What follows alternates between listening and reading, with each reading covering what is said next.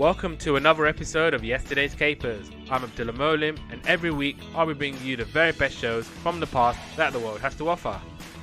It's the last of our schools episodes, and we've got another cracking lineup. We talk wicked science and the brilliant Freaks and Geeks. Man, what a show. And we take a special look at the Demon Headmaster. If you grew up in the 90s in the UK and this Headmaster didn't scare you, then nothing will.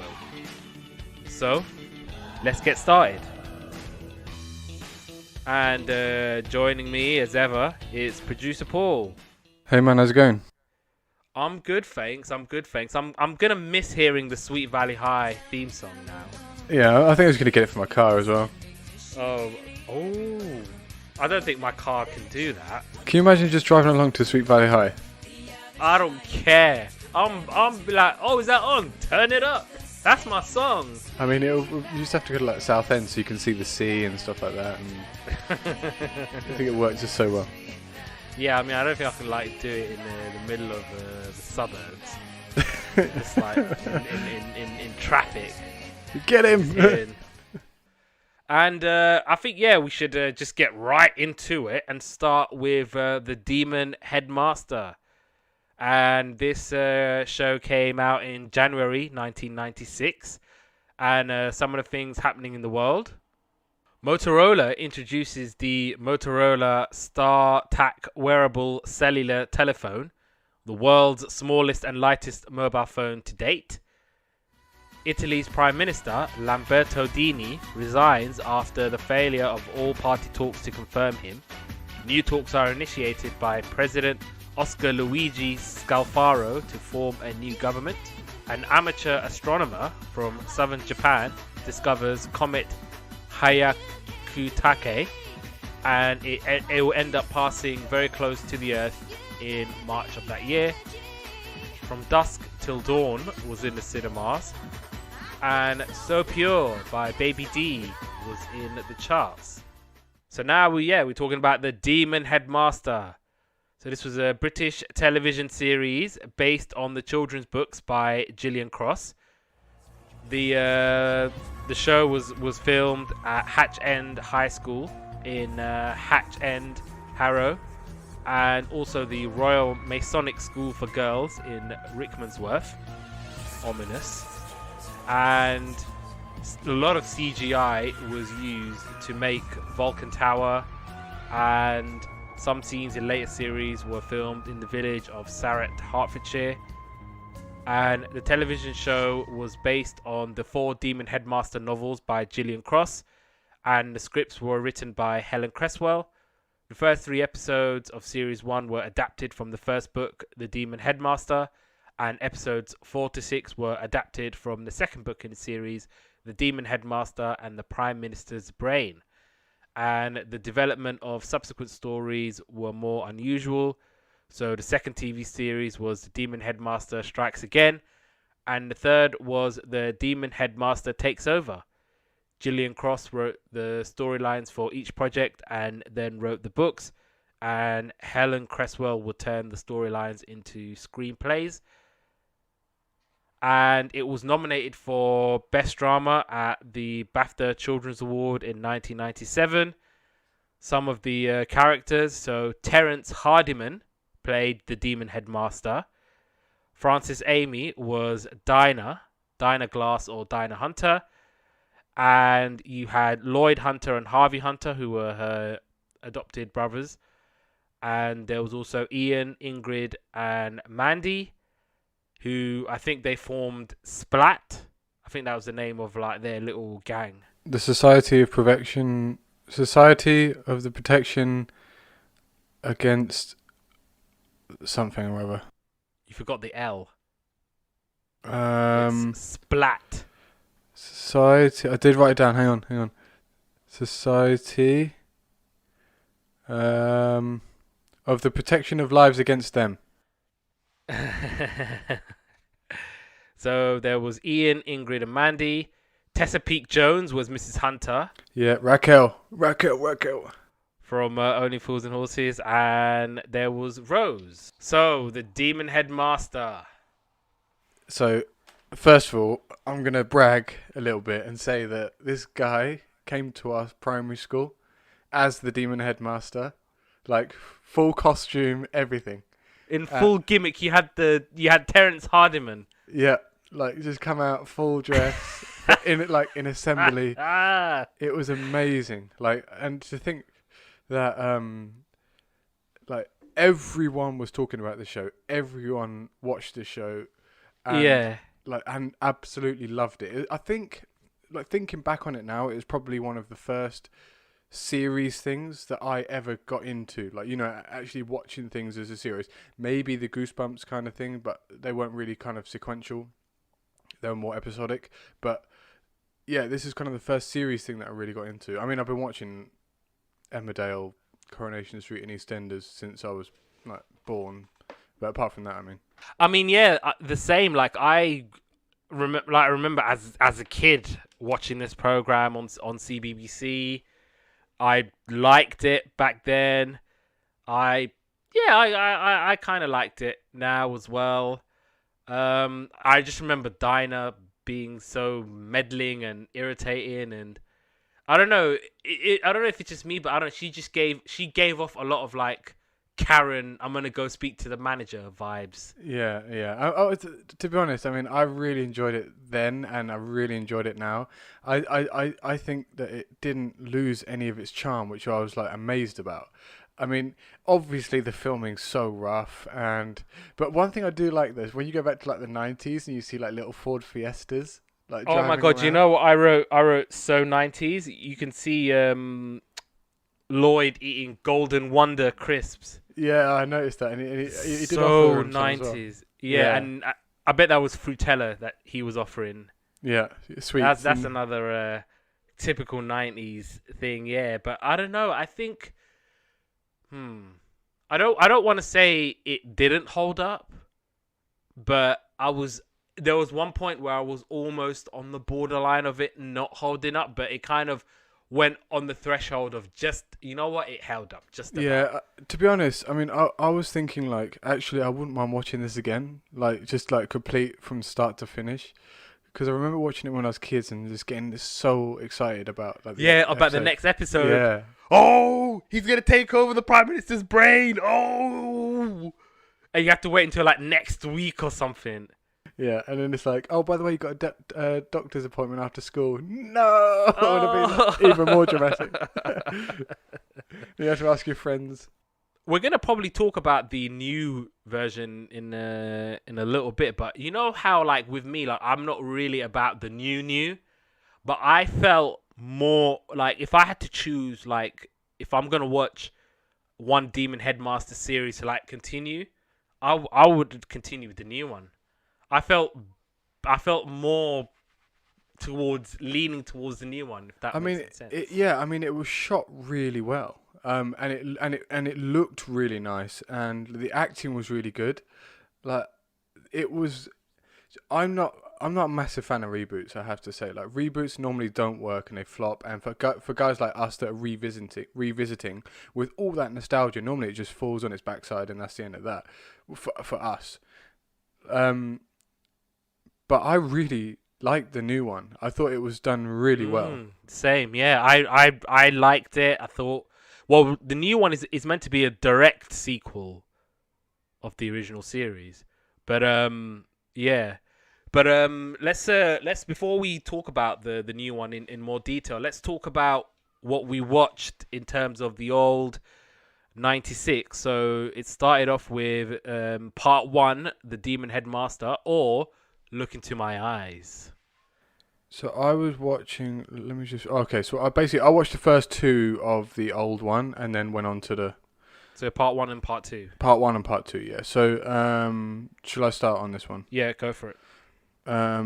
So starts off. Lloyd and Harvey Hunter are at their home, and they're talking about they're expecting a sister to join them as a foster sister. So they're getting a foster sister, and she's coming that day, and she kind of rocks up in this Ford Fiesta, which I really liked. I think it was Mark II Ford Fiesta or something. And they're talking about the school, and basically they're saying that five of them are they know something's up with the school, and then there's the rest of the school, and they're like saying, is she going to be with us or is she going to be with the rest? They're kind of having that little debate. And then the next note is Raquel is foster mum, and she's obviously their mum. I didn't realise at that point, but yeah, so really good to see Tessa rock up as basically Raquel.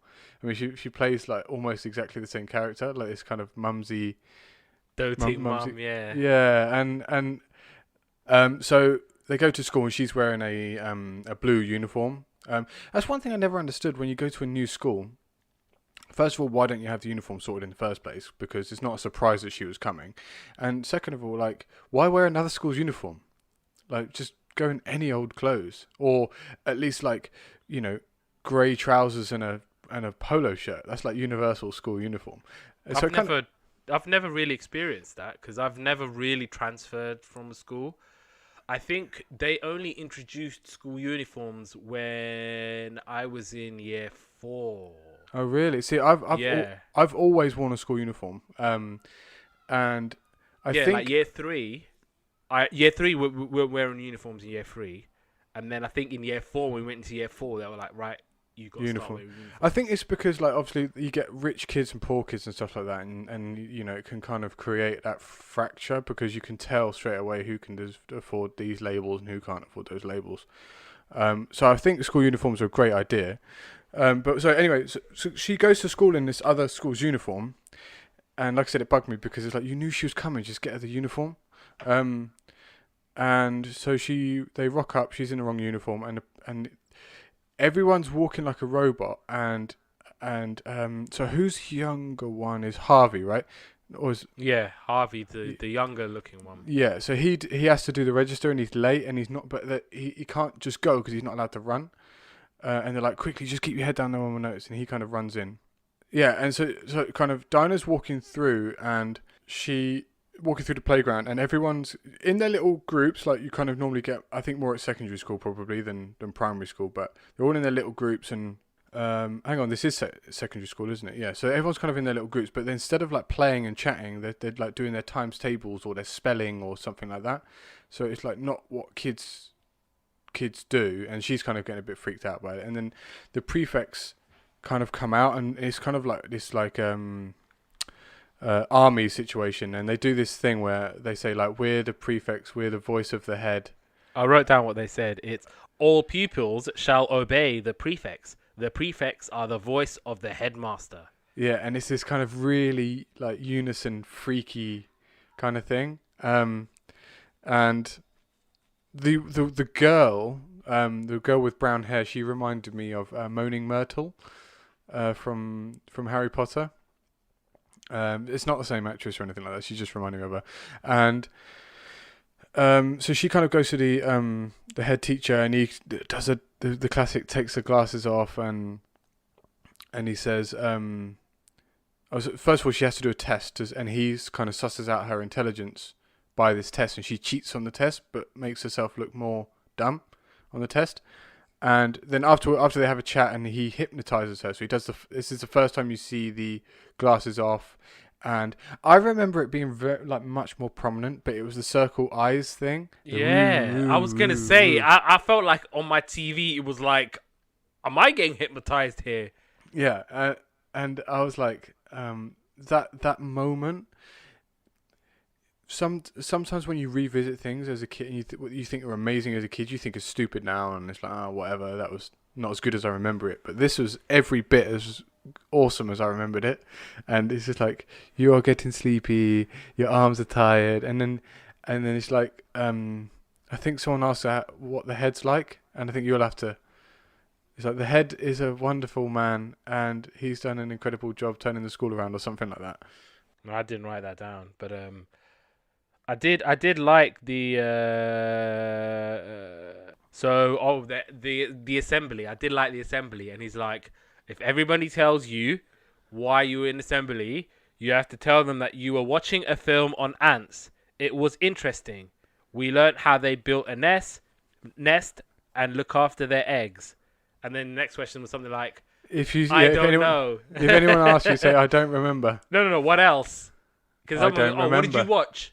what did you watch? And they'll be like, oh, I watched a film on ants. They were building, they laid eggs, they did their damn thing. What else? I don't remember. yeah. I did And like it's literally that. like stop the thing. And so during the thing, he kind of takes his glasses off and he's sort of hypnotizing everyone. And she's got her eyes closed and she's consciously trying to avoid it because she knows something's up at this point. And the head teacher clocks her. And this is what made it so good, was that you're like, oh my God, she's going to do it and she's going to get... And then he gets her. And he goes over there and he sticks a pin in her arm. And then she's like, ah! Yeah. You smart. That's why the headmaster was like, he's my guy. And he's like, where did you get that pin from? He's like, not the point.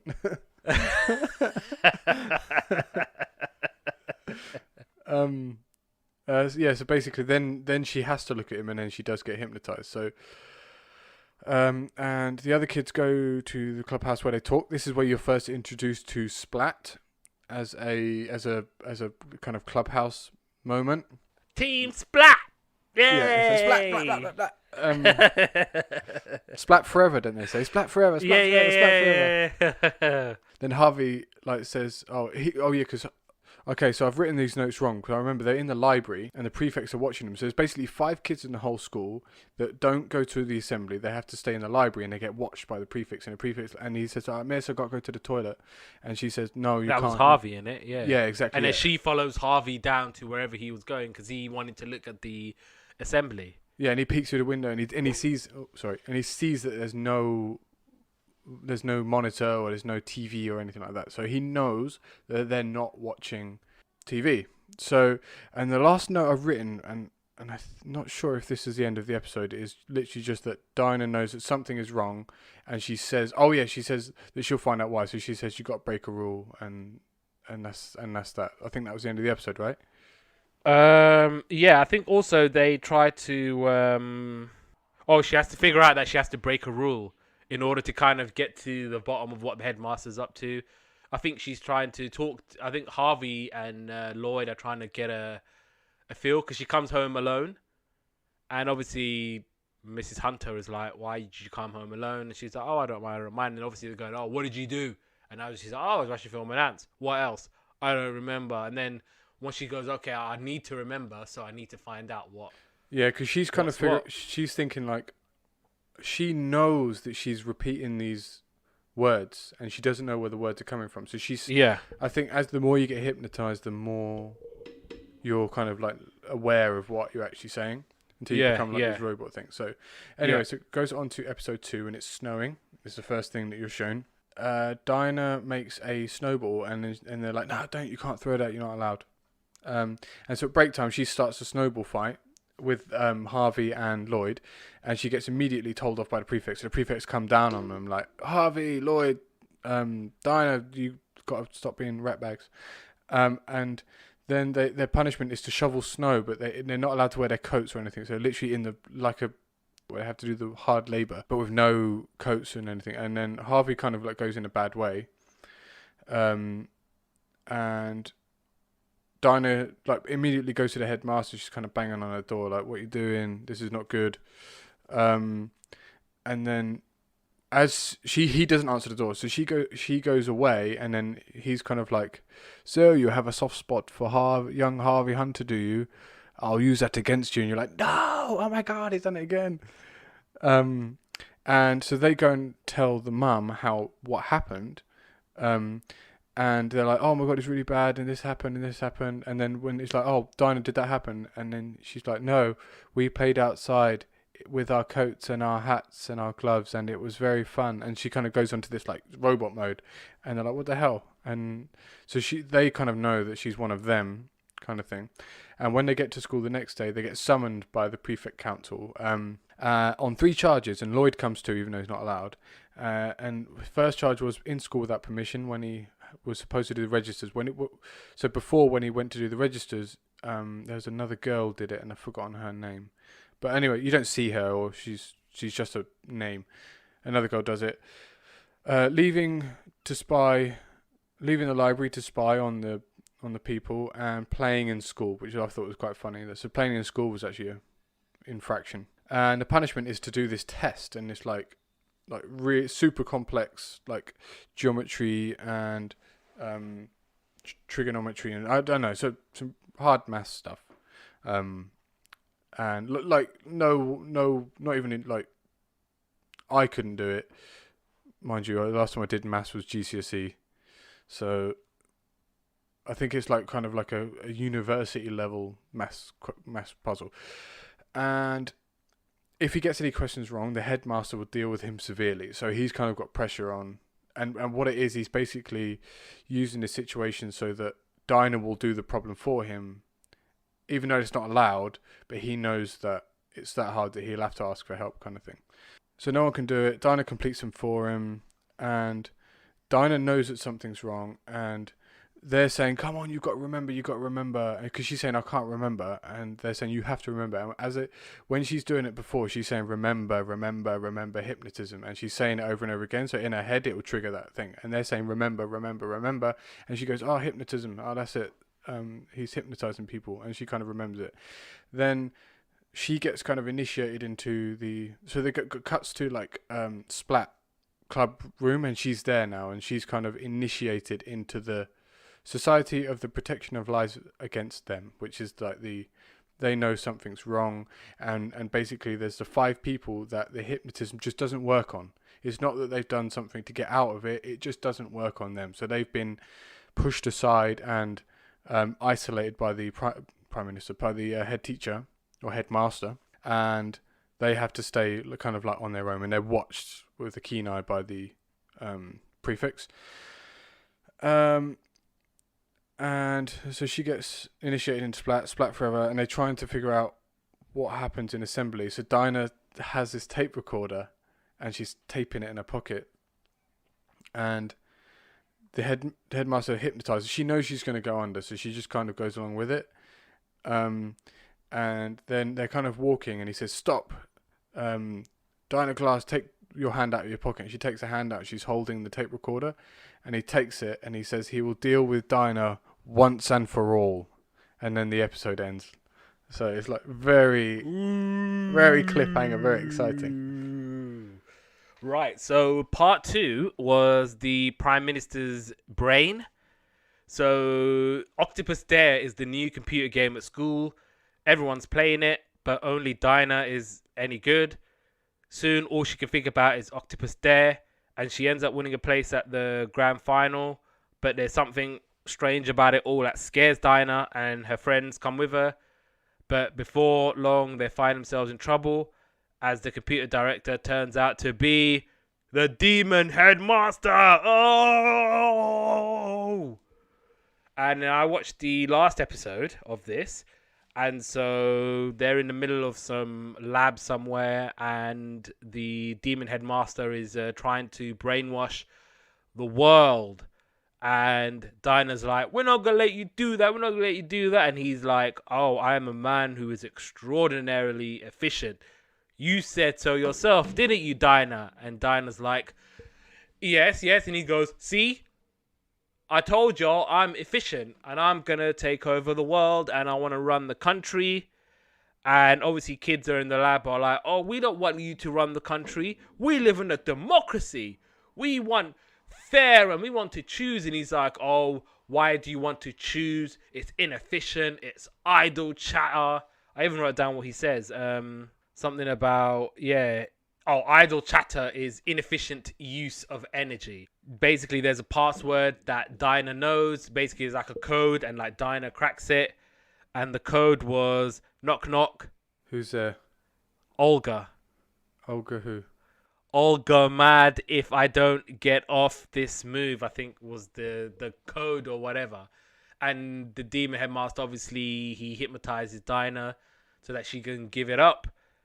Now the headmaster has security clearance, and he can now go to Downing Street to influence MPs and prime ministers and the like.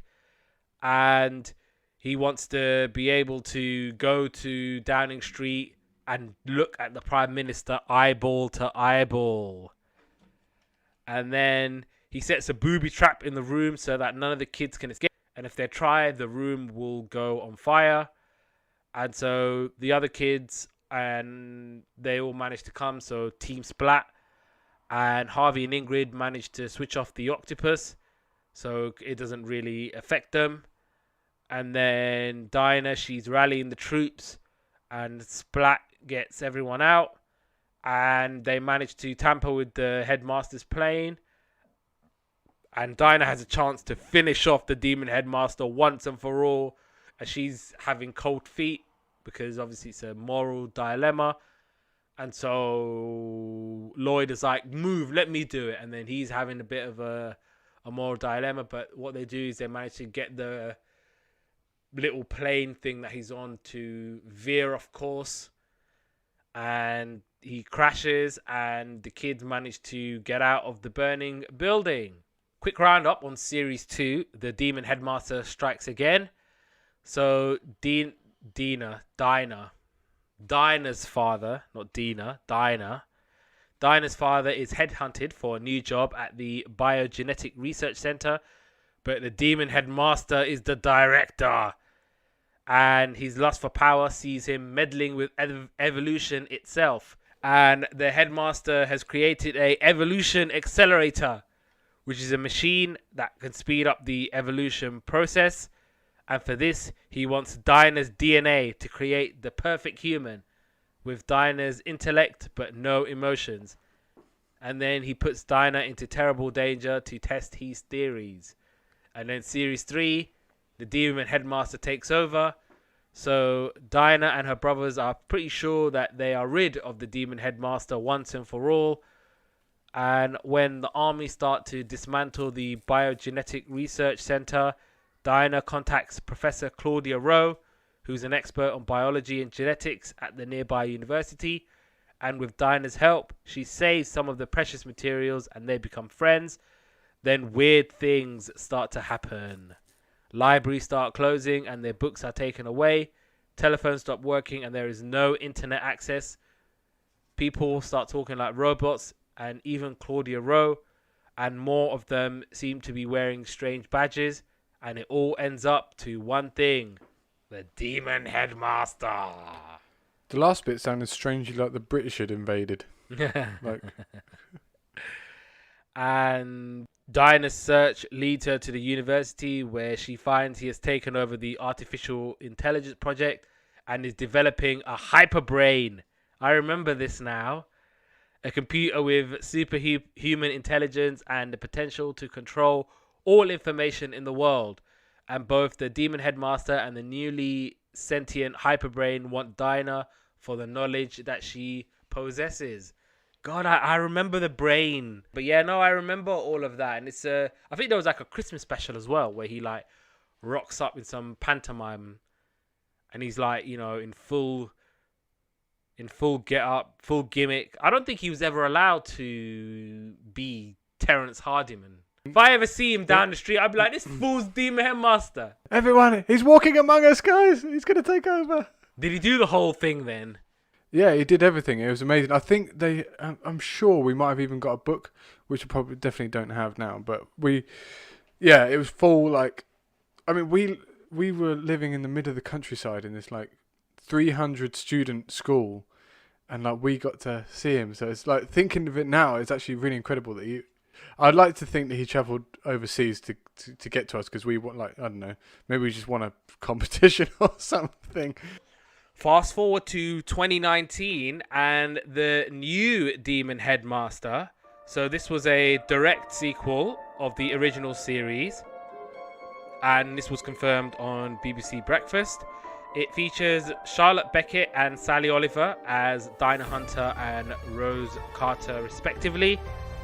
And this time it focuses on a new protagonist, Lizzie Warren, rather than Dinah Glass from the original books and series. And the Demon Headmaster was played by Nicholas Gleaves instead of Terrence Hardiman. So the new Demon Headmaster, I think we might have touched on it earlier on. And I mean, like I said, I really like this. And if I had to kind of go away and watch the Demon Headmaster, I feel like I want to go here in this direction in 2019 as opposed to 96. Yeah. Yeah, I think this one was kind of one of those ones that was done really. I'm hoping that we watched the same one. I'm guessing we did, but yeah, it was really really well done, really nicely shot. Like acting was really good, locations were great. They used drone shots and stuff like that. So it was kind of like a yeah, it was really well done, really good production values. I was quite impressed. I literally came into it thinking, oh, it's a new thing. I bet it's not going to be as good as the old one. Am I going to miss Dinah? Is it going to be the same? But I think what they kind of did well is they've kind of said, look, we're not going to go completely off tangent with it. This is going to still be the Demon Headmaster, but we're going to try and modernize it and bring it into the 21st century. And yeah, Dinah was amazing, and I'm going to let you finish, but we're going to try and ease off Dinah and introduce this new character and introduce this new setting in Scotland. And I thought it was really good, and it was really, really done well. As you said, it was good acting, good filming, good production. Yeah, who was that actor? Who's Lizzie's dad? Lizzie and Tyler's dad. Who is that guy? I think he's been on like Casualty or Holby City or something like that. I've seen this guy before, and it was driving me crazy. I was like, where is this guy? He's so famous, but I can't think of it. I, like you, probably watched the first episode, Every Student a Star. Yeah, so I only watched the first episode because I watched this by mistake. I thought this was the first one. And then I was like, they didn't have those cars in like 1990s. Yeah, just quickly on this one. So it starts off and it's kind of like drone shots of like the school, and they kind of have these like graphic overlays of like these things scanning people and scanning things and like target acquired, and this kind of like, you know, kind of like the feeling that, and then you get to see someone's hands at the controls, so you know that someone's doing this, you know, it's like kind of like something's afoot. Then so it's basically, you get this school is like the worst school in the whole world. You see like cones everywhere, like it's a mess, and I'm sure I saw a car on fire. It was like really, really horrible, rough looking school. And you see this little boy, basically, you don't know he's Tyler then, but it's Tyler, and he's walking along and he gets collared by this bully who gets his money. Then his sister Lizzie comes out and she kind of like sticks up for him and she pushes the bully over. And then it kind of zooms out again, and the drone's watching this whole thing, and it kind of rolls the titles of the Demon Headmaster. Then it cuts back, and it's 1 month later, and it turns out that she got suspended. I think she got suspended, right? And I'm pretty sure it said 1 month because she went to the US for a month. And it turns out that her mum was sick with an unknown illness, and I think she went to the US for treatment. And in this episode, they didn't kind of talk too much about it. But basically, they have to go to they go back to school, back to the same school, but everything's different. So they're wearing the old uniforms, and everyone's wearing these new, I'm not sure if you noticed, but it's very Chinese looking at the moment. Obviously, like the new baddie. There's two baddies. There's two baddies at the moment, right? There's the Russians and the Chinese. It looked nice though. Still, I thought if that's my uniform, damn, I'm going to that school. Let me sign up. If I'm wearing that. It was like, I don't know what they call it, but you know, like the kind of yeah. I know. It looked nice, and that color as well. It was really nice. That dark blue, navy blue with like a red. Yeah. I would go to school every day if that was my uniform. It did look really good, to be fair. So they got a new uniform. They're going in the old one, and blah blah blah blah. So just get my notes on the right page. And they notice that all the kids are acting weird, and the greeter for the school is I think the dad goes in to see the head first, and they say how is he, and he says inspirational. He's really turned the school around, like very robotic. And the greeter is I never saw his name, but it was the bully guy was the greeter, and he was like over nice to them, like really like. Bearing in mind that Jake, I think was his name, was it? Yeah, something like that. And he was like, hello, like, and really like pleased to see you, like this is come with me. And then he's like, oh, the school, and he's really proud of the school basically. And he used to be this little tearaway, like, you know, would try and vandalize the school and this and that and the other. So basically they go and see the head teacher. And what I really liked about this is that for quite a while you don't see the head teacher's face. you only see the back of his head, and it's very kind of like, yeah. And I thought that was really successful, little bit of storytelling there, and I can't remember this too well, but he says hypnotizes kids, and I said Lizzie a bit, but Tyler full on. So I think he goes. So Lizzie gets a little kind of a bit of the hypnotism, and she kind of still aware, but Tyler's like full on hypnotized. He's like, boom, he's gone. And they're watching the football, and I think the dad's getting overexcited about the football, and they're kind of the footballer is. There's something going on because he's kind of like he has a bit more character to him than the rest of the football players. Like the football players are like, do you know, like on FIFA where you miss a tackle but he kind of still goes forward and doesn't turn around. He just kind of walks past the ball. That was kind of what the other players were doing, but he was kind of like dodging around and scores and stuff like that. It was all good, and. So they go, and basically what I really liked about this, it was kind of like the head teacher was letting his daughter get rich by setting up a coffee shop in the school and charging everyone £3.50 for a cup of coffee. I was like, yeah, man, like why not? And so basically, Tyler wants a coffee. And it was a hot chocolate with ginger and cream or something. He's like, you don't even like ginger? He's like, yes, I do. I want this thing, and so basically. At the moment, he's hypnotized to spend money, you know, filtering it through the school, and then so Lizzie's the greeter comes up, the bully guy comes up, and she gets a bit weirded out. She's like, "No, you're not like this. You're like this," and she takes the smoothie that this footballer guy had, and she chucks it all over the bully guy, and then everyone's kind of like, "It was your fault." Kind of thing, and then I said that she causes a scene, and the head teacher comes in to lay the smack down because he comes and he's just like, boom, this is like, what you doing? And he kind of like, silence, and I thought it was incredible, like this little bit where he kind of stops it dead and was like this is happening, this is what you do, this is what you do, this is what you do, end of story. And the friend snitching on Lizzie, Sophie, she did it. Unprovoked. Whoa! She's like, so snitch ass. She's like, what the hell? And she goes, yeah, sorry, don't know what happened there. Yes, you do. Use a snitch.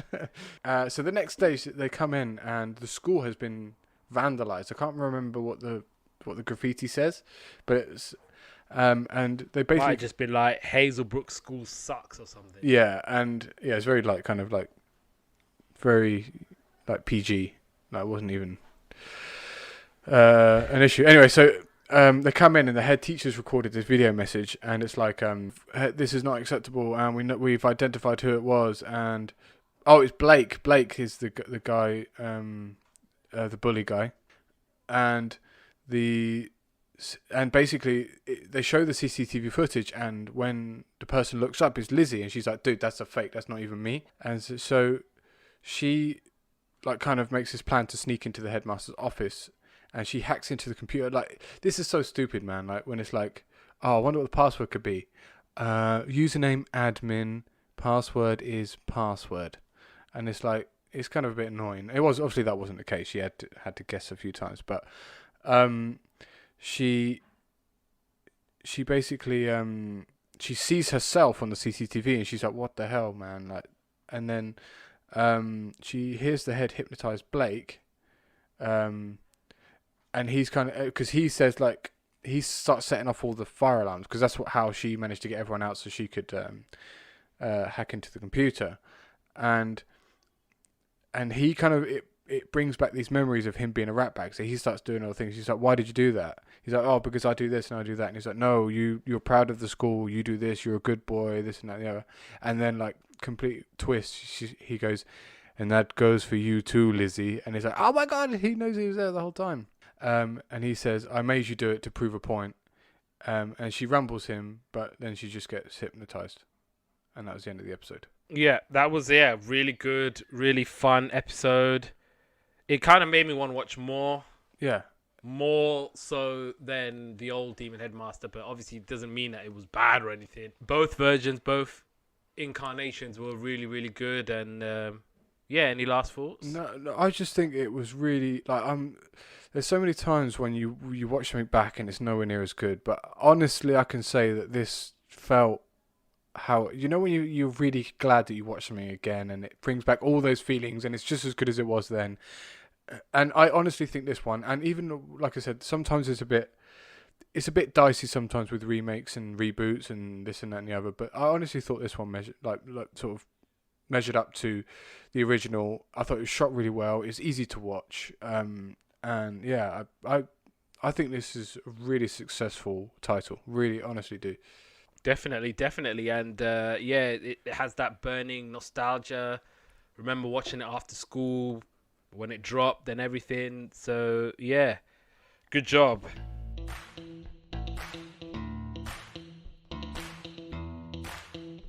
Now we're going on to the head-to-head, and we're going to start with Freaks and Geeks. So this show came out in September 1999, and there's some of the things happening in the world, particularly for newer listeners. Kiribati, Nauru, and Tonga join the United Nations, and I hope one day you'll download yesterday's capers. Serena Williams wins her first Grand Slam title, beating the world number one at the time, Martina Hingis. The first ever season of Big Brother, the reality TV show, begins on the Veronica channel in the Netherlands. American Beauty was in the cinemas, and the Much Mambo Sway by Shaft was in the charts. So this was like a catchy mambo version of the classic Sway song by Dean Martin or Frank Sinatra or any one of them guys who look exactly the same to me. So we're going on now to Freaks and Geeks. So this was a American teen comedy drama television series created by Paul Feig and executive produced by Judd Apatow.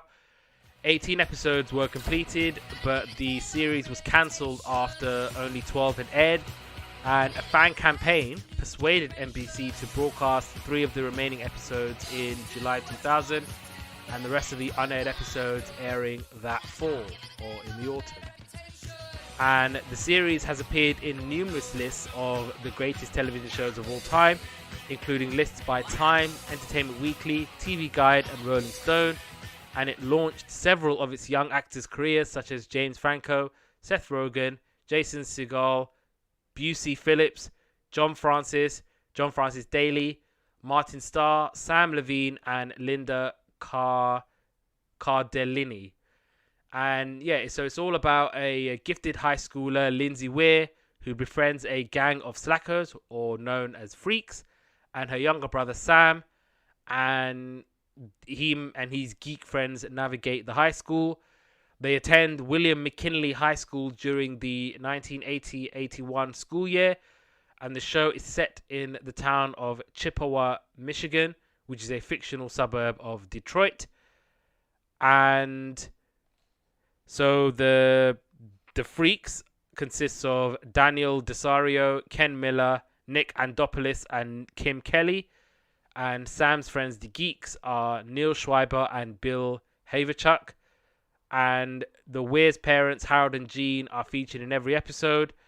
Millie Kentner is Lindsay's nerdy and highly religious former best friend, and she's a recurring character, as is Cindy, the popular cheerleader with whom Sam has a crush. And Lindsay's finding herself attempting to transform her life as an academically proficient student, star mathlete, and she kind of overnight becomes a rebellious teenager and ends up hanging out with troubled slackers. And her relationship with her new friends and the friction they cause with her parents and her own self-image form the central strand of the show. And yeah, so Freaks and Geeks creators made it a priority to feature genuine period-specific music that would help create the show's tone, and clearing such names such as Billy Joel, Cheap Trick, The Grateful Dead, Rush, Styx, The Moody Blues, The Who, and Van Halen required much of the show's budget, and eventually this became an obstacle in releasing the show on DVD due to the difficulty and expenses of clearing all the music rights for the series. Of course, the theme song of Freaks and Geeks is the Joan Jett Bad Reputation. And at Metacritic, Freaks and Geeks has a score of 88 out of 100 based on 26 reviews, indicating universal acclaim. On Rotten Tomatoes, the show has a score of 100% with an average rating of 9.67 out of 10 based on 27 reviews. And the site's critical consensus reads, Freaks and Geeks lampoons real-life adolescence while affectionately embracing every growing pain along the way with refreshing honesty. And the series received 3 Emmy Award nominations. Creator Paul Feig was nominated twice for Outstanding Writing for a Comedy Series for the pilot and Discos and Dragons, and it won Outstanding Casting for a Comedy Series, so Alison Jones, Corey Mayers, and Jill Greenberg, and it was nominated for 2 Television Critics Association Awards for New Program of the Year and Outstanding Achievement in Drama. For acting, the series won for Best Family TV Series Comedy and was nominated for Best Performance in a TV Series, Young Ensemble at the Young Artist Awards. For the Young Star Awards, John Francis Daly and Sarah Hagan were nominated for Best Young Actor Performance in a Comedy TV Series, and the Ensemble was nominated for Best Young Ensemble Cast Television, and the series also received several other nominations in other categories. The series appeared on Time Magazine's 2007 100 Greatest TV Shows of All Time list and placed 3rd on the magazine's list of greatest television shows of the 2000s. In 2004 and 2007, Freaks and Geeks ranked 25 and 21 on TV Guide's top cult shows ever. In 2008, Entertainment Weekly ranked it the 13th best series of the past 25 years. The same year, AOL TV named it the best school show of all time. In 2013, TV Guide included it in its list of the 60 greatest dramas of all time and ranked it number 1 on their list of 60 shows that were cancelled too soon. In 2016, it was named the 11th greatest television series of all time by Rolling Stone. And one of the cited reasons for its early cancellation was its inability to gain an audience due to its erratic scheduling and poorly timed slots, competing with the highly rated Who Wants to Be a Millionaire. And the producers created a website for the series, but NBC would not share its URL because they, and I quote, did not want people to know the internet existed. They were worried about losing viewers to it, as explained by Judd Apatow. Freaks and Geeks was only averaging under 7 million viewers, while other NBC series such as Frasier and Friends were averaging over 14 million viewers each. NBC and the creative directors of Freaks and Geeks did not have the same vision for the series. After the network picked up the Freaks and Geeks pilot, Garth Ancier replaced the old NBC network's president, and Ancier didn't understand public school life and its relevance because he went to a boarding school and then on to Princeton. And creator Paul Feig expressed the irony of the situation, as everyone involved wanted Freaks and Geeks to be a success, but the network just didn't understand the concept of realistically showcasing life as ordinary teenagers. Jake Kasdan and Judd Apatow had multiple arguments with the network concerning lack of victories in the script and that the characters needed to be cool.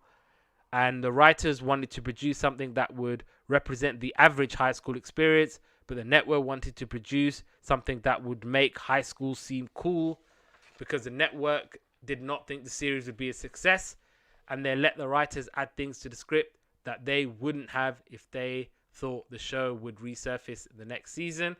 And Apatow had said in 2014 that, and I quote, "Everything that I have done in a way is revenge for the people who cancelled Freaks and Geeks." Quick rundown of the characters. So Linda Cardellini is Lindsay Weir. John Francis Daly is Sam Weir.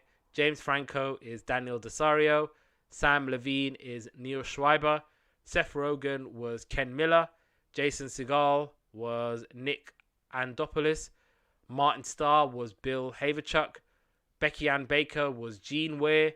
Joe Flaherty was Harold Weir. Busey Phillips was Kim Kelly. And Tom Wilson was Coach Ben Fredericks, or if you know Back to the Future, Biff. So, whew, Freaks and Geeks. I mean, I listed all of the accolades. I listed how highly and critically acclaimed it was. I fell in love with it from episode 1. I'm guessing you did. So, what the hell? How the hell did people not see how good this was? This show was okay. So a couple of things. First of all, I was like, this is an all-star cast. Like, I was like, this must have been. Well, they weren't in 99. But I think this is what I reckon. This was like what Pulp Fiction was to so many actors, back in whenever that was made. And then this show like must have made so many of those actors' careers because it was so good. Like everyone, I think we were talking just before we were on. Obviously, James Franco went straight on to do Spider-Man. Like, must have been like straight after this. And obviously we know the success of like most of the other cast. It was Seth Rogen, Jason Segel. Yeah. And one thing, it had a very familiar vibe about it, and it reminded me a lot of Stranger Things. I'm not sure if you've seen the Netflix series Stranger Things. Do you know like Sam and Neil and the other one, Bill, Sam, Neil, Bill? Yeah, sorry. Those three reminded me of Dustin, and I've forgotten the other boys' names. But they reminded me of those three, kind of like this little trio, and I really enjoyed those characters, and I enjoyed the shenanigans they were getting up to. I actually, like, do you know what? This show has been one of the discoveries of definitely the discovery of the year, for sure. In fact, probably discovery of yesterday's capers. Remember, we're doing top 5s now. Yeah, this would definitely be This top. would be in top 5s everywhere, wouldn't it? Definitely for me top. And even the dad is from Home Improvement. So this was so great for me because he was the guy that pokes his head over the fence, right? Is it him? Yeah, I'm like 99.9% sure it was him. It might be, That is a great find. Damn. So I was like, not only is this great, it's also got my other favourite show from yesterday's capers on it. So yeah. No, but honestly, with this show, I mean, you say that, it's like a who's who cast, but obviously in 99, I don't think none of these guys were made stars. It was just a case of a group of young actors being on this show, presenting this. Because if you look at Pulp Fiction, which was obviously one of Tarantino's earlier movies, you've got like John Travolta, Bruce Willis, and so many other actors, Samuel L. Jackson. Yeah, like so many actors that hadn't even like broken through properly yet into. Like they're obviously not. It's not their first gig. But what I'm saying is like it's a movie that launched a lot of the careers of these guys, and it seems like this was the same case. Like because everything about this was awesome. Like the budget. One thing you've got to give US shows credit for is their budgets that they throw at these TV shows. Like this was like so many different camera shots. Like you can almost see the budget by how many camera shots change, and like you said, the music earlier and stuff like that. So like the fact that there's shots within shots, and and pick up shots here and there, like that indicates quite a good budget. And you don't get this in English TV even now. The budgets are just not there. Anyway, yeah, I'm talking quite quickly and I'm quite passionate about it because I genuinely really really really like the show. It is like this is a typical 90s, 2000s show. There were plenty of shows like this where it's about high school. You got the geeks, you got the freaks, you got the jocks. But the difference with this was that this felt like quality. This felt like real good programming. Obviously, it's set in the 80s, so they had that in the background. I like that they didn't betray it, so it was very 80s in how they were dressed, in how they would act, and the music as well, which probably pummeled them with the budgets, because obviously if you're using music from Billy Joel, from Styx, from Grateful Dead, that ain't gonna come cheap. So if they're gonna use all them songs, then it could be part of the reason where NBC are saying, I don't know, man. Like, Yeah, I mean, I was surprised I'd never heard of this, to be honest. yeah, And I'm surprised too. yeah, I don't really know what else to say, but I honestly I would recommend anybody to start watching this. It's on Channel 4 at the moment, or 4OD. All of their on All demand. of the episodes are all there. Yeah. Yeah, so I'd recommend if anyone's got any time, like it's one of these shows, and this happens very rarely, even on Yesterday's Capers, like because we watch a lot of shows and we go through a lot, but there's not many times where I would actually go back and watch, like, Yeah. you know, actively go out and watch another episode of a specific show. This one, I'm definitely going to watch the entire series. Yeah, I'm kind of intrigued too about what happens and how it kind of developed. Even though I have watched the finale. Yeah, I mean, I purposely watched episodes 1, 2, and 3, just so that I'm not, I'm not skipping ahead and I'm not doing this, doing that. Because I remember I sent you going, oh look, obviously we're going to be doing Freaks and Geeks, and when I saw the runtime, I was like, yeah, sorry, dude.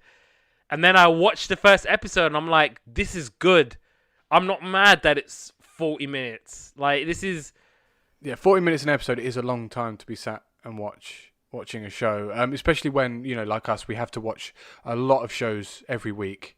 And if they're 40 minutes an episode or half an hour an episode, that's a lot of time in your day to go through. So 40 minutes an episode, you're a bit like, ooh, this is gonna hurt I a know. bit. I watched 2 back to back. When I watched one, I thought I got to get in another one, and I was so tempted to watch the next one because obviously you can read the synopsis of what the episodes are about, and obviously, like I said, I read all of these. But you know what angers me is basically, like sometimes, right? I think with NBC, the guy who was running it originally when he greenlit the pilot, he probably looked at it and thought, okay, this looks really cool, really good idea. Program set in the 80s about a girl who's a geek, but then she kind of turns into a freak, and it's one of those where you're pitching it and then that guy leaves, and then you just get this, belligerent old man who's totally out of touch, who says, oh, well, for me, I didn't grow up in high school. I went to a boarding school and then I went straight to Princeton, and now I'm going to try and create programming for young people and not really knowing what young people want. And I think that's ultimately what happened was, unfortunately for Judd Apatow, was that he was kind of a master to someone who was horribly out of touch. Yeah, I mean, and what are we watching it now? What was it? We're sort of like 20 years on now from when that show was first released, and still, I was surprised it was even 20 years old, to be honest, because it was like the production values were that high. Yeah, I'm surprised and disappointed that it got canned, but yeah, I mean it was a cult show, so it kind of had its following and followers, and they kind of enabled the show to at least have a finale and to at least see it out, see the whole first series out to an end. Because I think they cancelled it by episode 12. I was like, why are you going to want to do that? Yeah, I mean, that's disappointing. I mean, imagine if you're an actor and someone's literally just put your work in the cupboard and just shelved it. That must be really disappointing for those actors, Yeah, and it's sort of like they're cancelling a bad show. They're cancelling a brilliant TV show that had brilliant actors. Yeah, it didn't make sense, and it's one of the most baffling cancellations of a show that we've done. Obviously, when I've looked at shows, you can kind of figure out and the method to the madness, why good shows would have got cancelled.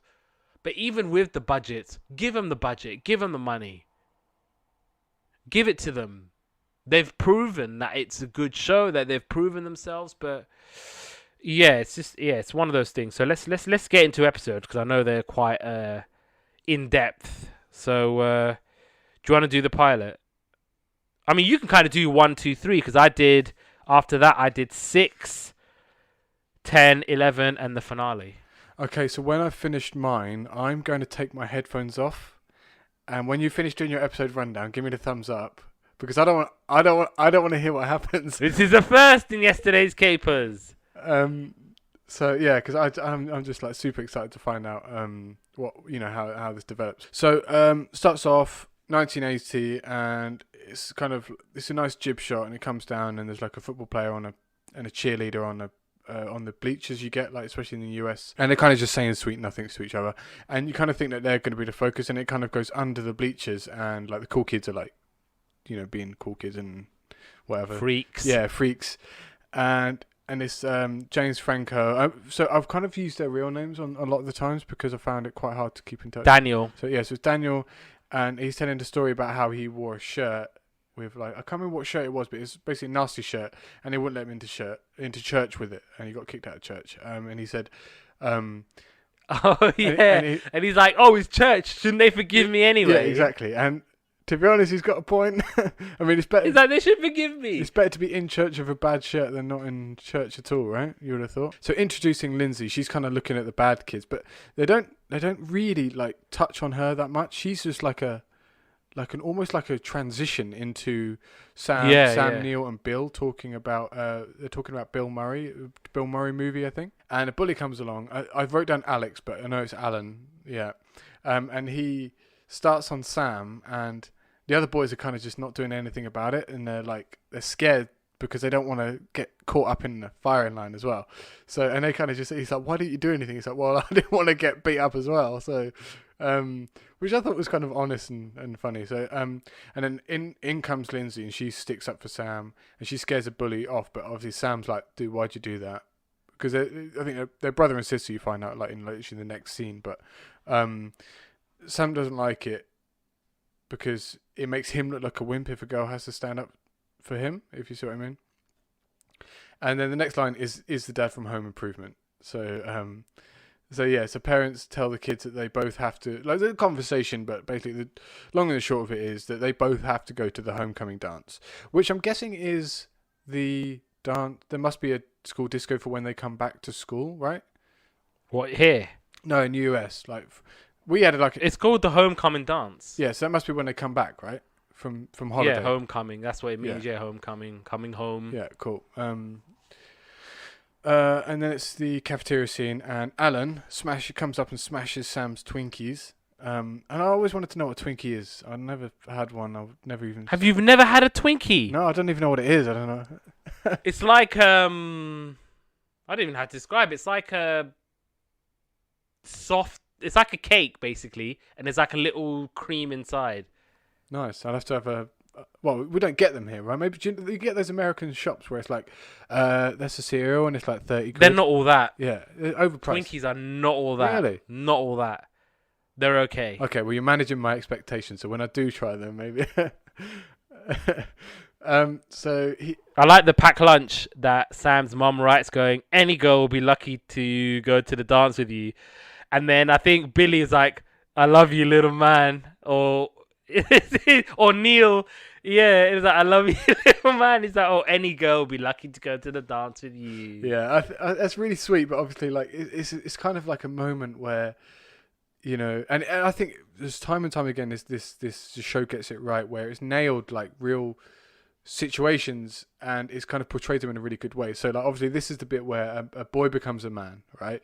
Or he's growing up and he goes from mummy's sweet little boy to this horrible teenager, and it kind of shake.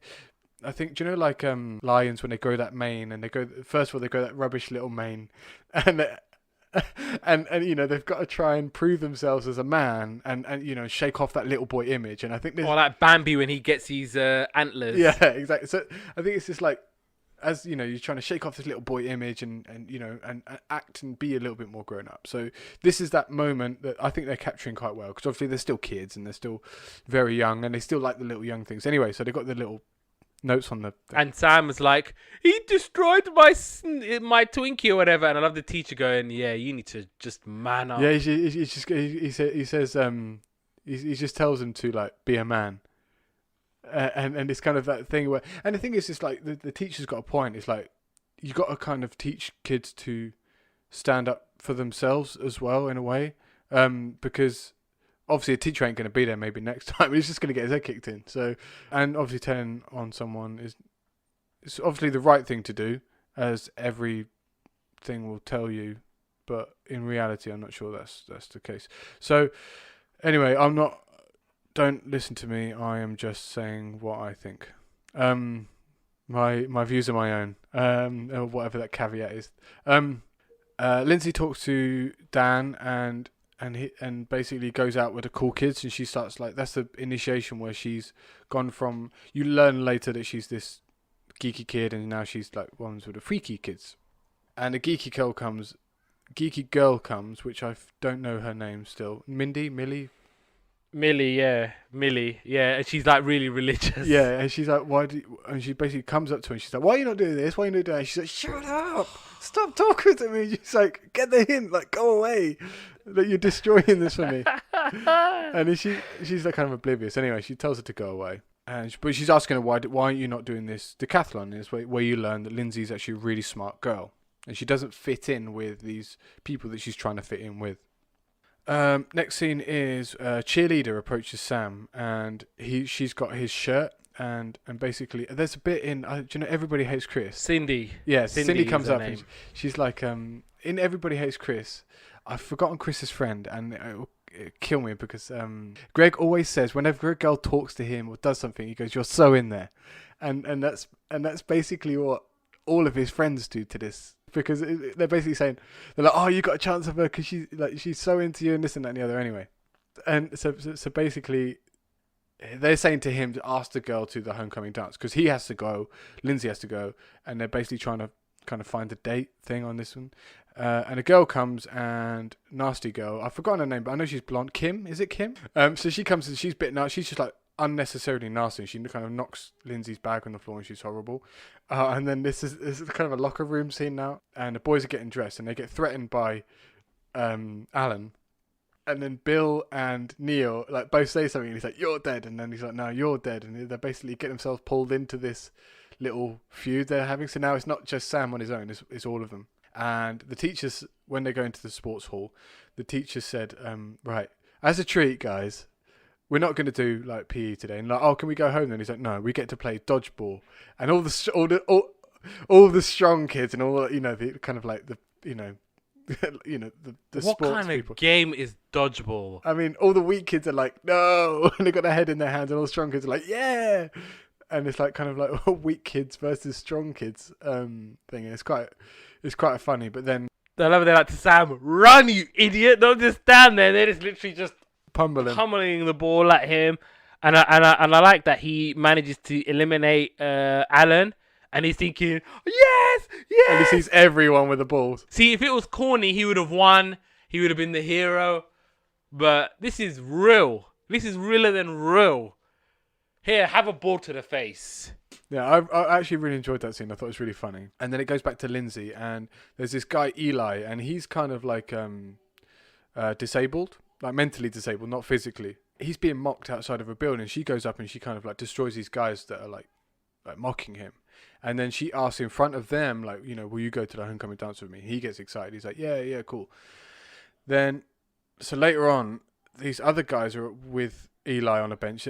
So that later on, there's these other guys and they're talking to Eli and they're kind of having like a conversation with him. But they're mocking him in the conversation.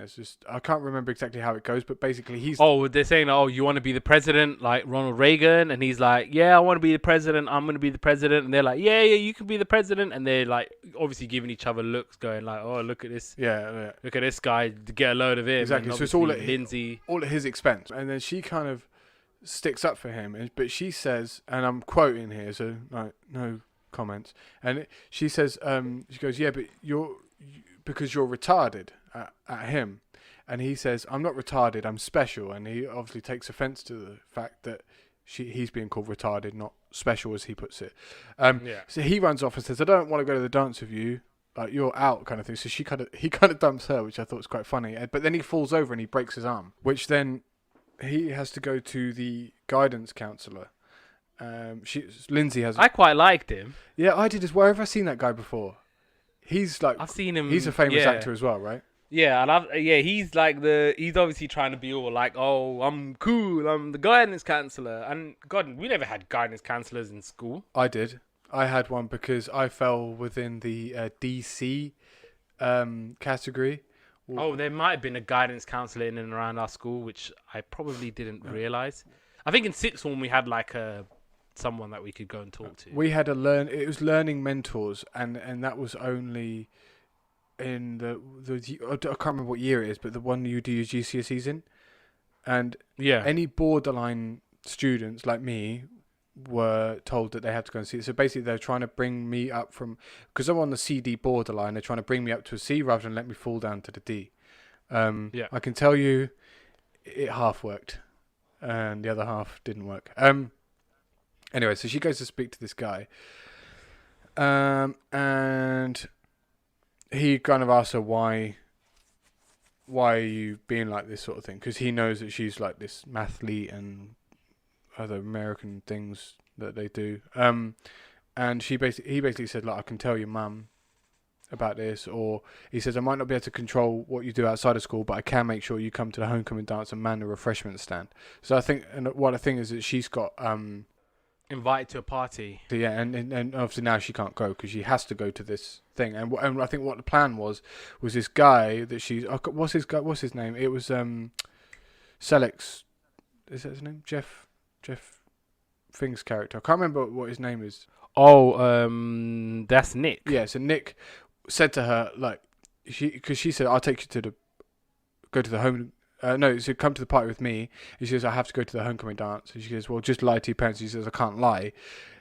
And then he says, I'll take you. I'll dress up in a suit. I'll come and get you. I'll take you to the door, and then we'll go to the party. So you can say that you went and you're not lying. So you're not technically lying. Yeah, and obviously he tells her about what he lives for, and he shows her his entire drum kit, and he was advising her to kind of find what you live for, and oh, Jeff is the name of the guidance counselor.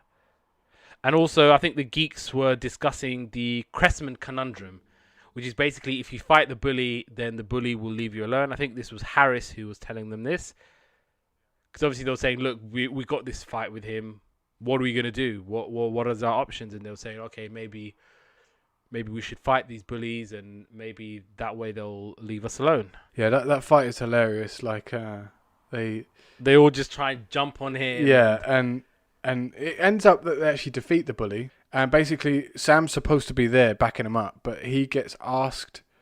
He gets asked to. Hang on, I've actually mixed this bit up. So basically, Cindy comes up and starts talking to him. He plucks up the courage to ask her to the homecoming dance, and she says she's actually already got. He's meant to be going to the fight, but he gets caught up with Cindy. And then it ends up that the other three boys, is it Harris, did you say, and Neil and Bill? Neil, and Bill, yes. I think, were there. Yeah, and they managed to defeat him. He goes off. He says, "I'll be back," kind of thing. They go to the dance. There's a bit with Lindsay's dad, and he's obviously lecturing her about something or another.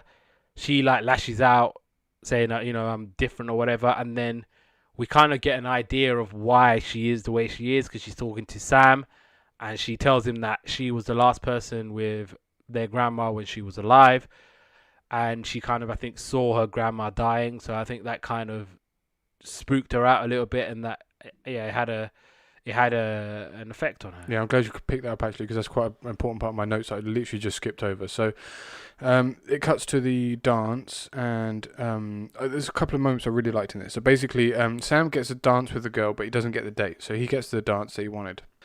The guidance counselor, Jeff, says, if the worst thing in life is someone that makes you go to a dance, then you've got a pretty good life. And I quite like that. Yeah. And it puts things into perspective. And so Sam asks Cindy to dance. She says yes. It's a very sweet moment. The music goes fast as they kind of go to the dance floor, so he kind of has to, so he kind of has to just go with it. And then Lindsay dances with Eli, and that's a really nice moment as well. And that's the end of that episode, I think. Yep, and it's over to you with episode 2 and 3. Yeah, so episode 2, Lindsay's parents and obviously Sam's parents are going away, and they're having a party. Sorry. So basically, they as soon as Lindsay tells Dan and the freaks and stuff about this thing, they jump on it. Oh, you're going to have a party, because your parents are going out, and obviously that's a done thing, right? Parents go away, and so they start raising money for a keg of beer, which I thought was cake for a long time, and they managed to get one for the party, but then the boys are like, oh. Sam's like, I don't want this party to happen, kind of thing, but they're kind of like damaged invitation, so they have a plan to sabotage the party, and they decide to switch the kegs with a non-alcoholic keg. They go to this shop, and they speak to the shop clerk, and they said, can I have a keg of beer? And he's like, yeah, kind of do another one. And they said, we want a non-alcoholic keg, and he says, he kind of piques their interest, so they pique his interest, and he's like, what for? And he said, oh, we're going to swap it out for this party so that the house doesn't get wrecked. And he's like, oh yeah, that's a noble cause, all right, you can have it. So they take the keg home, and they have to distract Lindsay whilst they kind of switch the kegs. So they go to in the party, everyone's drinking this fake beer, but they think that they're drunk, but they're not, because obviously the placebo effect, they think they're drinking. The worst one is Lindsay. She thinks she's completely wasted. And the boys have hidden the keg in their room. So they think they're getting drunk, but they're not. And the boys have hidden the keg in their room, and Neil has to. It's not Neil. I think it's Bill. Is Bill the tall guy? Right, Bill's the tall guy. Yeah, he's the one tall with the glasses. Yes. So Bill's guarding it, and Neil and Sam are kind of going around the party, like, tidying up things and moving things and trying to police the party a little bit, and Bill's just in the room watching TV, and he's kind of sipping away at the beer, and so he's kind of like getting a little bit drunk, and basically so Dan, she kind of like has this little will they won't they thing kind of going on with Dan. And I think she maybe fancies him a little bit. And basically, he split up with Kim at the beginning of the episode. And basically, they get back together and they start like making out on her bed. And she's really upset about it. So she goes outside. And then Nick, that's a fella, right? Nick tries it on with her. And she gets a bit... She's like, what the hell's going on?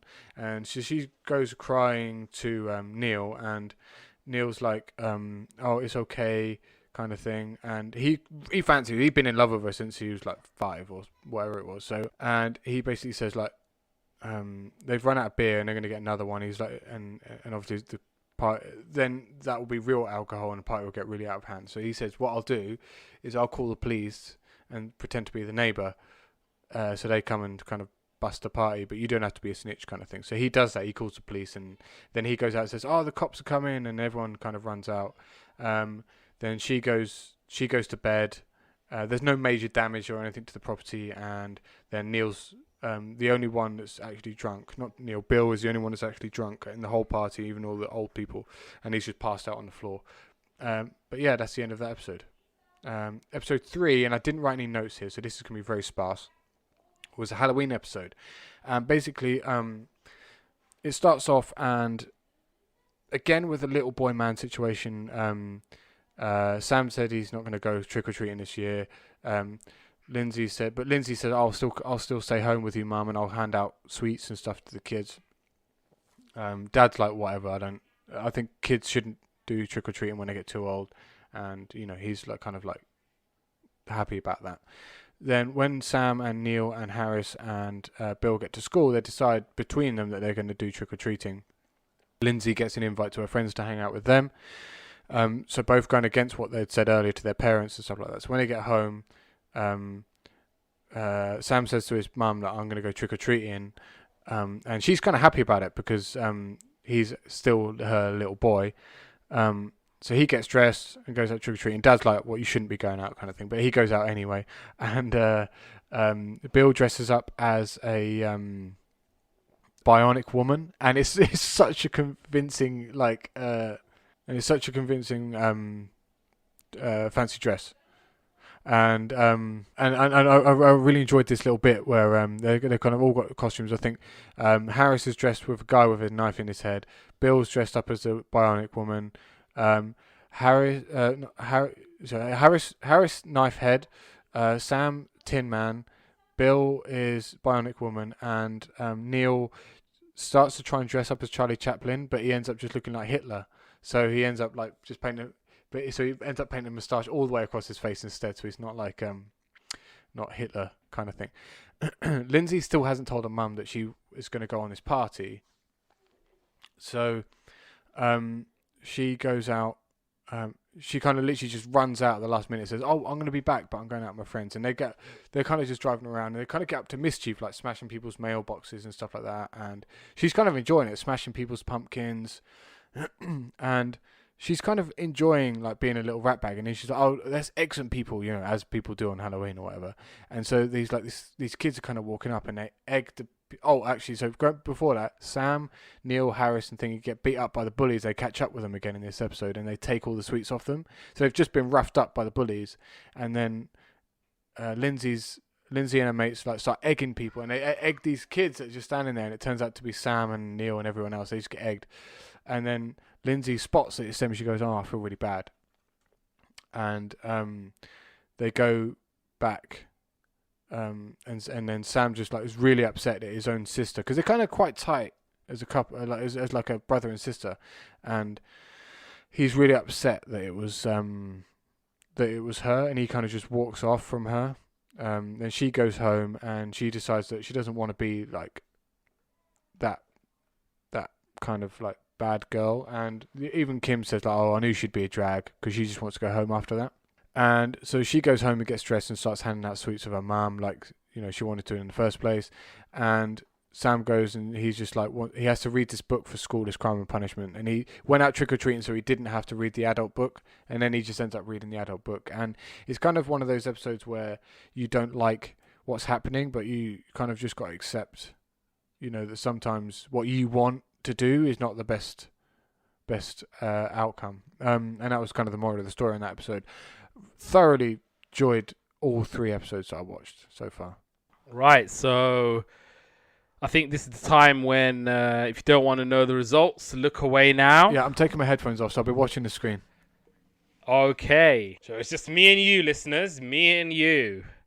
So I watched episode 6 called I'm With the Band. So it kind of starts off with Nick. He's a very, very good drummer. He's playing some tune onto the drum, and we learn that the school district says that boys now have to have showers after gym classes, and obviously Sam is nervous about this and he feels very uncomfortable, and the coach is forcing the geeks to have a shower, but they somehow manage to get out of it. And there's basically a battle of the band, and the freaks are getting ready for it. And Lindsay has some ideas for names for the band, so Mission Control or Anarchy's Child. And after band practice, Nick's dad is talking to him, and he's basically saying, "Look, you need to get a C+ average, or you have to join the army, and you have to stop drumming in the house." And obviously Nick is quite upset about this. And Lindsay is telling Nick to keep on drumming as it's his first and only love. Neil and Bill decide to have a shower, but Sam doesn't. He's still trying to defy the coaches in the showers.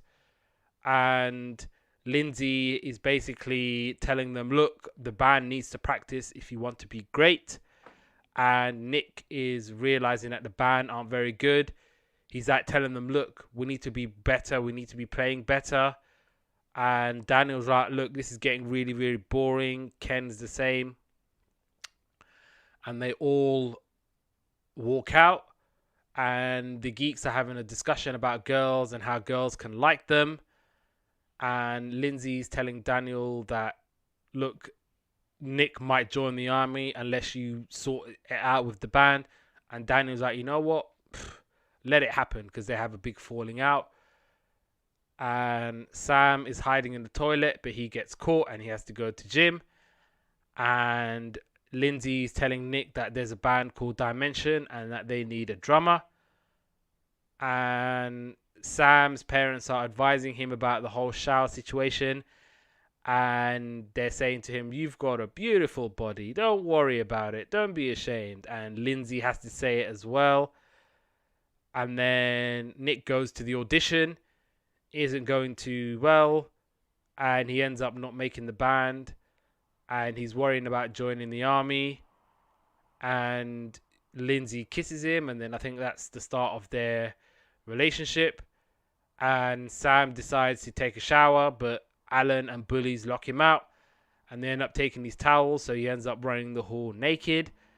And Coach Fredericks is flirting with another lady coach, and he's basically like, "What the hell are you doing? Get back inside," or whatever. And so he's like streaking. Prior to that, he's like basically streaking naked. And Nick goes back to the patio with the freaks after they find out that he flopped his audition, and they're welcoming him back with open arms. And Cindy and the cheerleaders were cheering Sam on. They were like, "Oh, good for you. You were running naked." And Alan was like, the bully was like, "Oh, whatever. You're still a loser. You're still a geek." Episode 10 was the diary. And Kim and Lindsay, it starts with them trying to hitchhike. And they end up taking a ride with someone who knows Lindsay's dad. And he's like, "You know what? I feel obliged to tell him that, look, she's wilding out and I need to tell." And obviously Lindsay's dad is furious about the hitchhiking. And they're trying to find out where the influence is coming from. And so they invite Kim's parents. Meanwhile, at the school, they're picking teams for baseball. Naturally, the geeks get picked last, and the girls are laughing at them. And Bill is unfortunate to be the very, very last pick. And Lindsay is telling Kim that her parents want to meet her parents. And so the geeks want to try and get their own back on Coach Fredericks. And they're prank calling the coach to ask him to let the geeks play first. And Kim's mom is criticizing Kim for lying. And she says that she reads Kim's diary in order to get the truth. And Lindsay's parents decide that they don't want her seeing Kim. And Lindsay's dad is suggesting that they read Lindsay's diary. But his wife, mum, she refuses. And basically, Lindsay is telling her, "Look, this is what my parents are saying, that I shouldn't see you anymore." And Kim is obviously quite offended, thinking, "Look, why are you following what your parents are saying?" And yeah, so we see that Jean and Harold are going into a room and they look for the diary. And they find it and they read it. But instead of reading about Kim, they end up reading it about themselves. And the diary is saying that the mum and dad are quite repressed and they had a monotonous routine. So they end up getting more than what they bargained for, and they're like analyzing each other's lives. And Kim is basically sounding off to Daniel about Lindsay and saying, "Look, how could she think this about me and about her parents? How can they say all that stuff about me?" And to switch it up, Jean is making Cornish game hens for dinner. And Harold is like, "What the hell is this? Like, what are you cooking?" And he's like playing about with it. And Jean isn't happy about it. And the coach confronts the kids in the gym about prank calls. And he's making all the kids read what the prank call says. He realizes that it's Bill. And that Bill tells the coach that, "Look, I'm good at baseball. And it's your fault because you perpetuate the whole idea that geeks should be picked last. You know, maybe we should be the ones to pick the teams. We should be the ones to be first." And he's like to the coach, like, "I want to pick the teams. Let me pick the teams." And Daniel's obviously telling Lindsay that, "Look, Kim's feelings are hurt." And so Coach Fredericks agrees. And Gordon and Bill are captain. And geeks are picked first. And Lindsay is backing up Kim in a class when they're discussing a book. And Bill catches the ball in baseball and they're playing "Gonna Fly Now" from Rocky. And everyone is so happy, like it's a win. But everyone's like, "You idiot, it's only the first out." And so, again, back to reality. And Lindsay is inviting Kim to her house. And Jean is accusing Harold of being boring. And she's saying that they need to change and not be robots. And Harold's like, "Look, I'm not a robot. I do love you. I do appreciate you. It's all good. And Lindsay is inviting Kim to her house, and the parents are like, okay, fine, you could be friends with Kim. Episode 11, Looks and Books. And so the freaks get a gig, and they're like, look, we need to use your parents' car, Lindsay, so that we can get to the gig. So Lindsay ends up taking the car, and she crashes it into another car, causing a big old problem, and the freaks are making it worse. And they're like, Daniel's like, oh, and he's being a real creep about it. And she's like, you know what? I'm going to tell the police. I'm going to tell your parents. And they're taunting the lady. And also Lindsay's parents, they're like, you know what? We're sick and tired of you hanging around with these people. You're grounded for I don't even know how long. And you're not even allowed to see the freaks.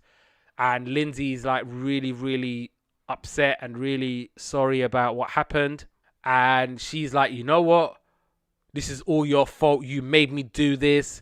You're all so lazy. You don't have anything going for your lives. You're all useless.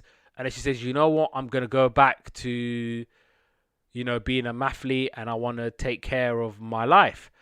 And Sam, he sees Cindy flirting with a jock. And so he's like, you know what? I'm going to try a new look. I'm going to try new hair. I'm going to try and make it better. And the freaks are like reeling over what Lindsay says to them. And so they're like, you know what? We've got plans. And they're like, let's talk about our plans. And Kim's like, you know what? I kind of want to be a lawyer or something. And Ken is like, you know what? I'm going to inherit my dad's company. And then I'm going to sell it and move it to Hawaii. And Daniel's like, you know what? I don't know. And so Lindsay's like, I want to be a mathlete again. And obviously they're like, look, you've been out of the team for a long time. You're going to have to sit on the bench because that's where you are. That's where you belong. And so she's coming back home every day. And she's like to her parents, look, I want to be a mathlete. She even changes the way she dresses. And she's like, look, I'm not going to go back to them. I promise I'm going to change my way. I'm going to straighten up and fly right.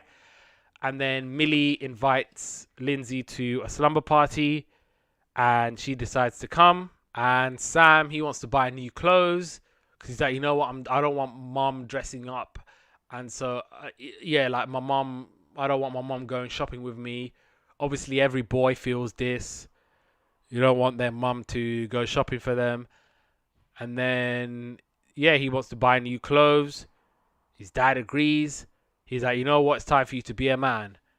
And Kim is basically telling Daniel to get it together. Because she's saying, oh, we should sneak off somewhere.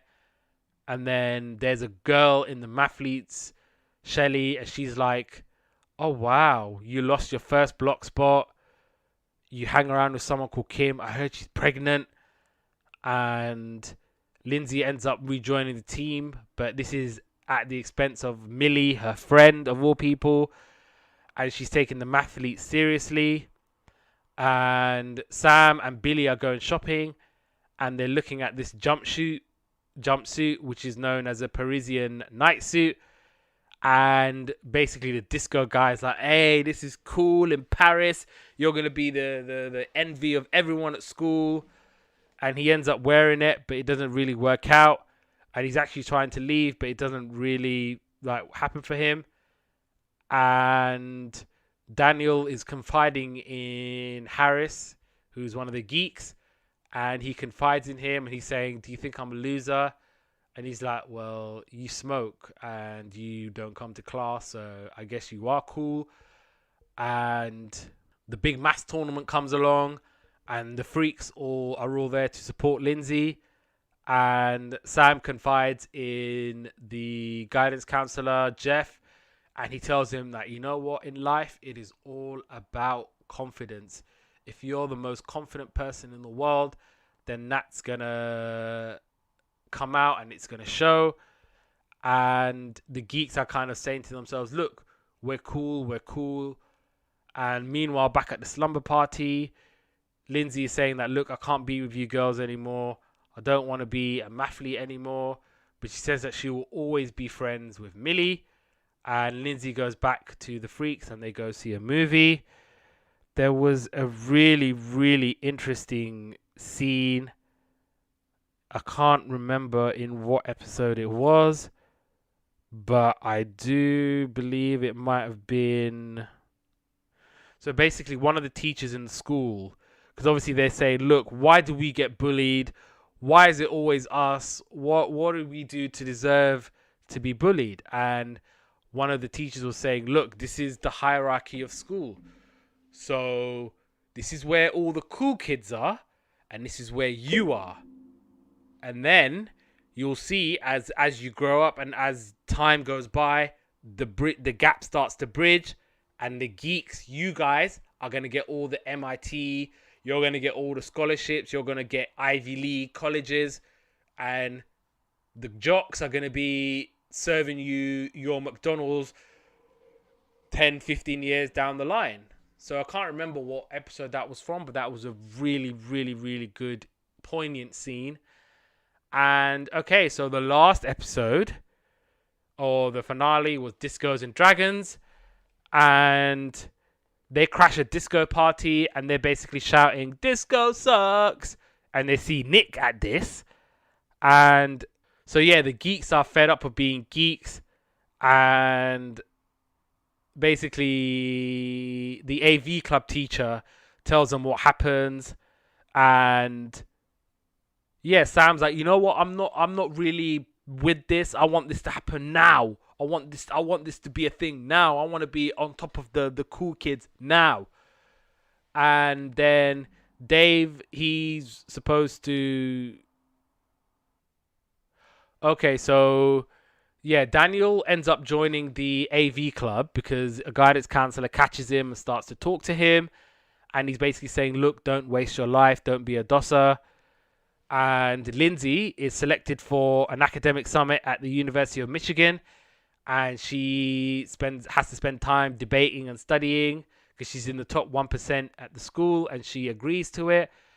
And Lindsay is raising concerns with the guidance counselor.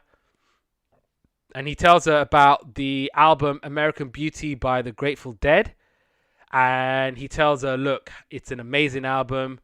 Just give it a listen, mull it over, figure it out, see what you think about it. I mean, I actually went back to listen to this album, and it's actually a pretty good album. Yeah, so there's that. And the geeks are obviously not happy about Daniel joining. And Ken tells Nick that he's only going out with Sarah to make Lindsay jealous. And Dave says that Lindsay and Nick should get back together. And Lindsay is listening to the American Beauty album. She loves it, and it completely changes her outlook on life. And Lindsay's parents are telling her, look, this is a great opportunity. Don't waste it. Go to this summit. And Daniel has to set up the video because obviously he's now in AV class, but he ends up messing up. And Daniel's saying, look, I'm so awful at everything. And he ends up pushing Kim away. And Sam doesn't want to play Dungeons and Dragons anymore because he thinks it's too geeky. But then when Daniel says, you know what, I'll play with you guys, then Sam says, okay, I'm going to play. And Lindsay is sounding off to Kim about not wanting to go to the academic summit. And Kim was like, you know how lucky you are that you're going to leave this town.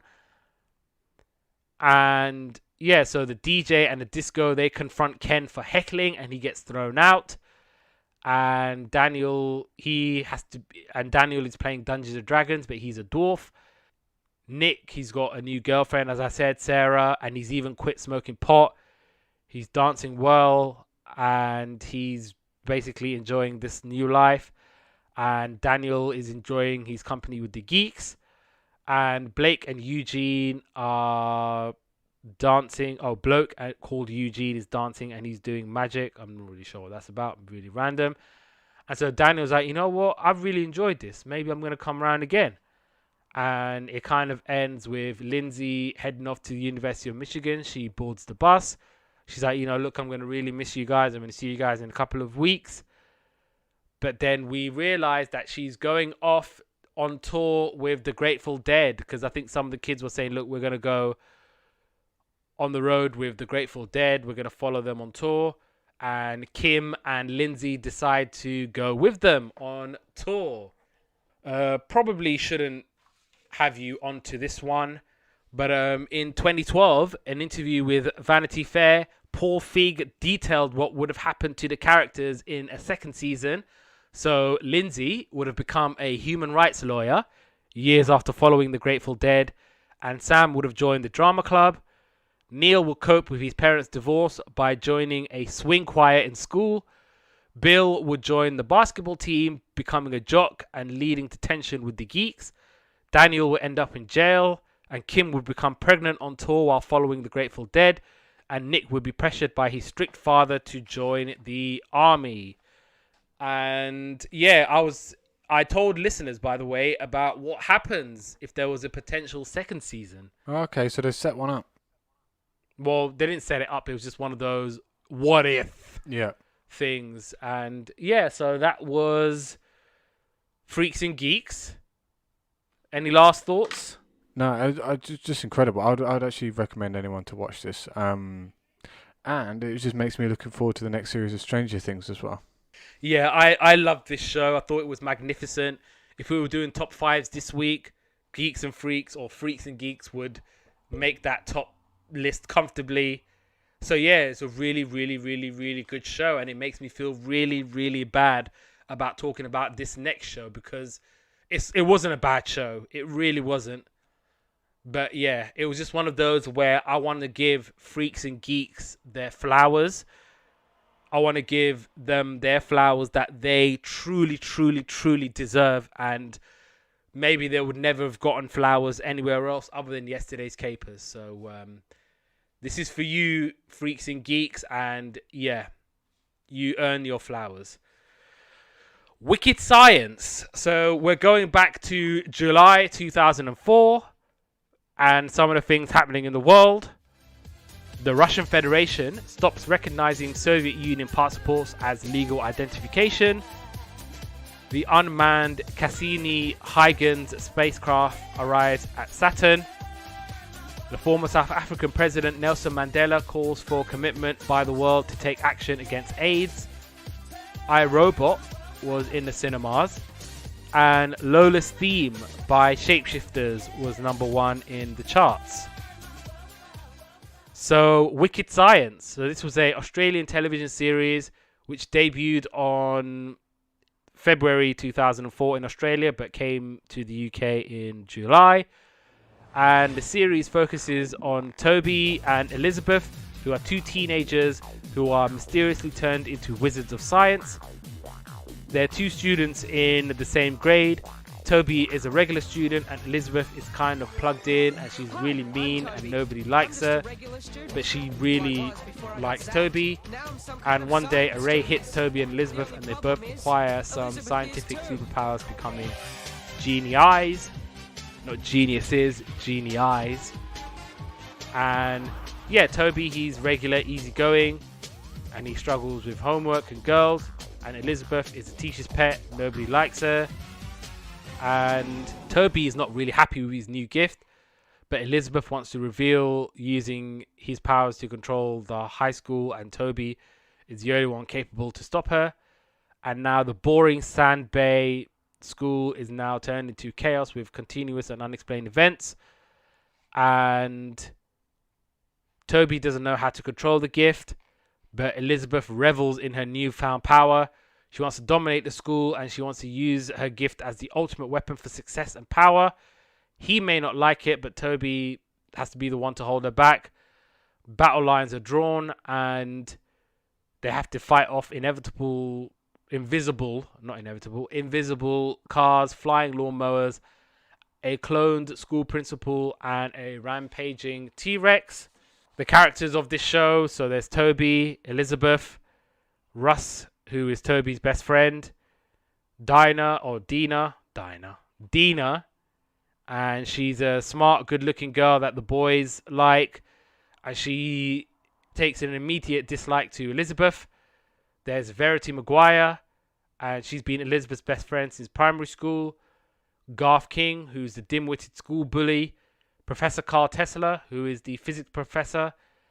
Principal Alexa Viner. And Sasha Johnson, who is Toby's cousin, and she moves to Sandy Bay in the second series. So, Wicked Science. So this was a kind of an Aussie show. So I don't know what it is about Aussie shows, but I always really like them. I always think they do really well. Um, it was a little bit, even though the Demon Headmaster had hypnotism, this was a little bit more far fetched than that, which made it, I guess, a little bit more difficult to watch. And the CGI on this show was rubbish. I mean, if you're into, Well, you say that, but in 2004, it would have been the bomb. yeah, I mean, it was like they You got the benefit of high definition and. Yeah, that's one thing I noticed actually, even with Demon Headmaster, was watching it on a nice HD TV. It doesn't lend itself well to things they hid from old cameras. I'll say, but it wasn't a bad show. The acting was good. It's like it was a kind of a cool storyline. It was like very involved. Is that? one thing I will say, it's very unfortunate that it's on with this other show, but I would have said like 12, 13-year-old, I would have loved this show. Yeah. Would have loved this show growing up. This would have been my joint. But alas, we didn't really see this on CBBC or CITV. But still saying that, I thought it was a really fun show. I thought it was a nice, decent show. A lot of science involved. I really liked it. I mean, obviously I'm not going to like it as much as Freaks and Geeks, but I liked this show as a standalone show, and I thought it was fine. Completely agree. I mean, I didn't struggle to get through any of the episodes here. I didn't struggle with No, me anything. neither. I actually really enjoyed the show. Like you said, following on from,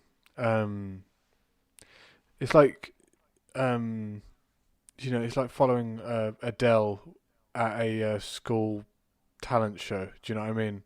And you've got a recorder in your hand or something like that, and it's like. So it's obviously a tough act to follow with Freaks and Geeks. But in itself, on its own show, it was actually a really cool, fun show. So let's talk about episodes then. We watched. So I watched in episode 1, 2, and then 24. Okay, so you do 1 and 2. I'll talk about 13, then you can talk about 24. Cool. So episode 1 was called T-Rex. Or The Gift. So it's the first day back, and Russ is Toby's mate. He reminded me of... what's his name? The guy from Saved by the Bell. What's his name? The hair. I knew it. Screech. Screech, yeah. Yeah, he really reminded me of him. It's just his character and everything about him. I'm sure that they said, let's have this psychic character, like Screech from Saved by the Bell. I'm pretty sure how that's casting went. This girl comes in and she's called Dina, and she needs to know where the science room is. So they all go to science together. So they're all sat there. Russ, Toby, and Dina are all sat together. And Garth, the teacher had done this paleontology course in the thing, and he has these rocks, and they're going to try and examine the rocks. And then his girl Elizabeth comes in, and she's late, and she tells Dina to move because she always sits next to Toby, and basically they say you can do one, and she kind of gives her the eyes, and it's this thing, and. So the teacher has this rock with a skull inside it, and basically they're saying, who wants to help me figure out what, scan these rocks and analyze them? And Elizabeth's like, I'll do it, because she's the teacher's pet kind of thing. Toby and Russ get detention, forgot why, but they have to clean out the amphibians tank. And then in here, I've written, girls are awful. Dina and Elizabeth are playing games already. It's like they don't even know each other. And they're like two cats that have seen each other, and they've got their backs up, and they're like... So I thought that was quite funny. Elizabeth and Toby and Russ are in the science lab because Elizabeth's doing the whole scanny rocks thing.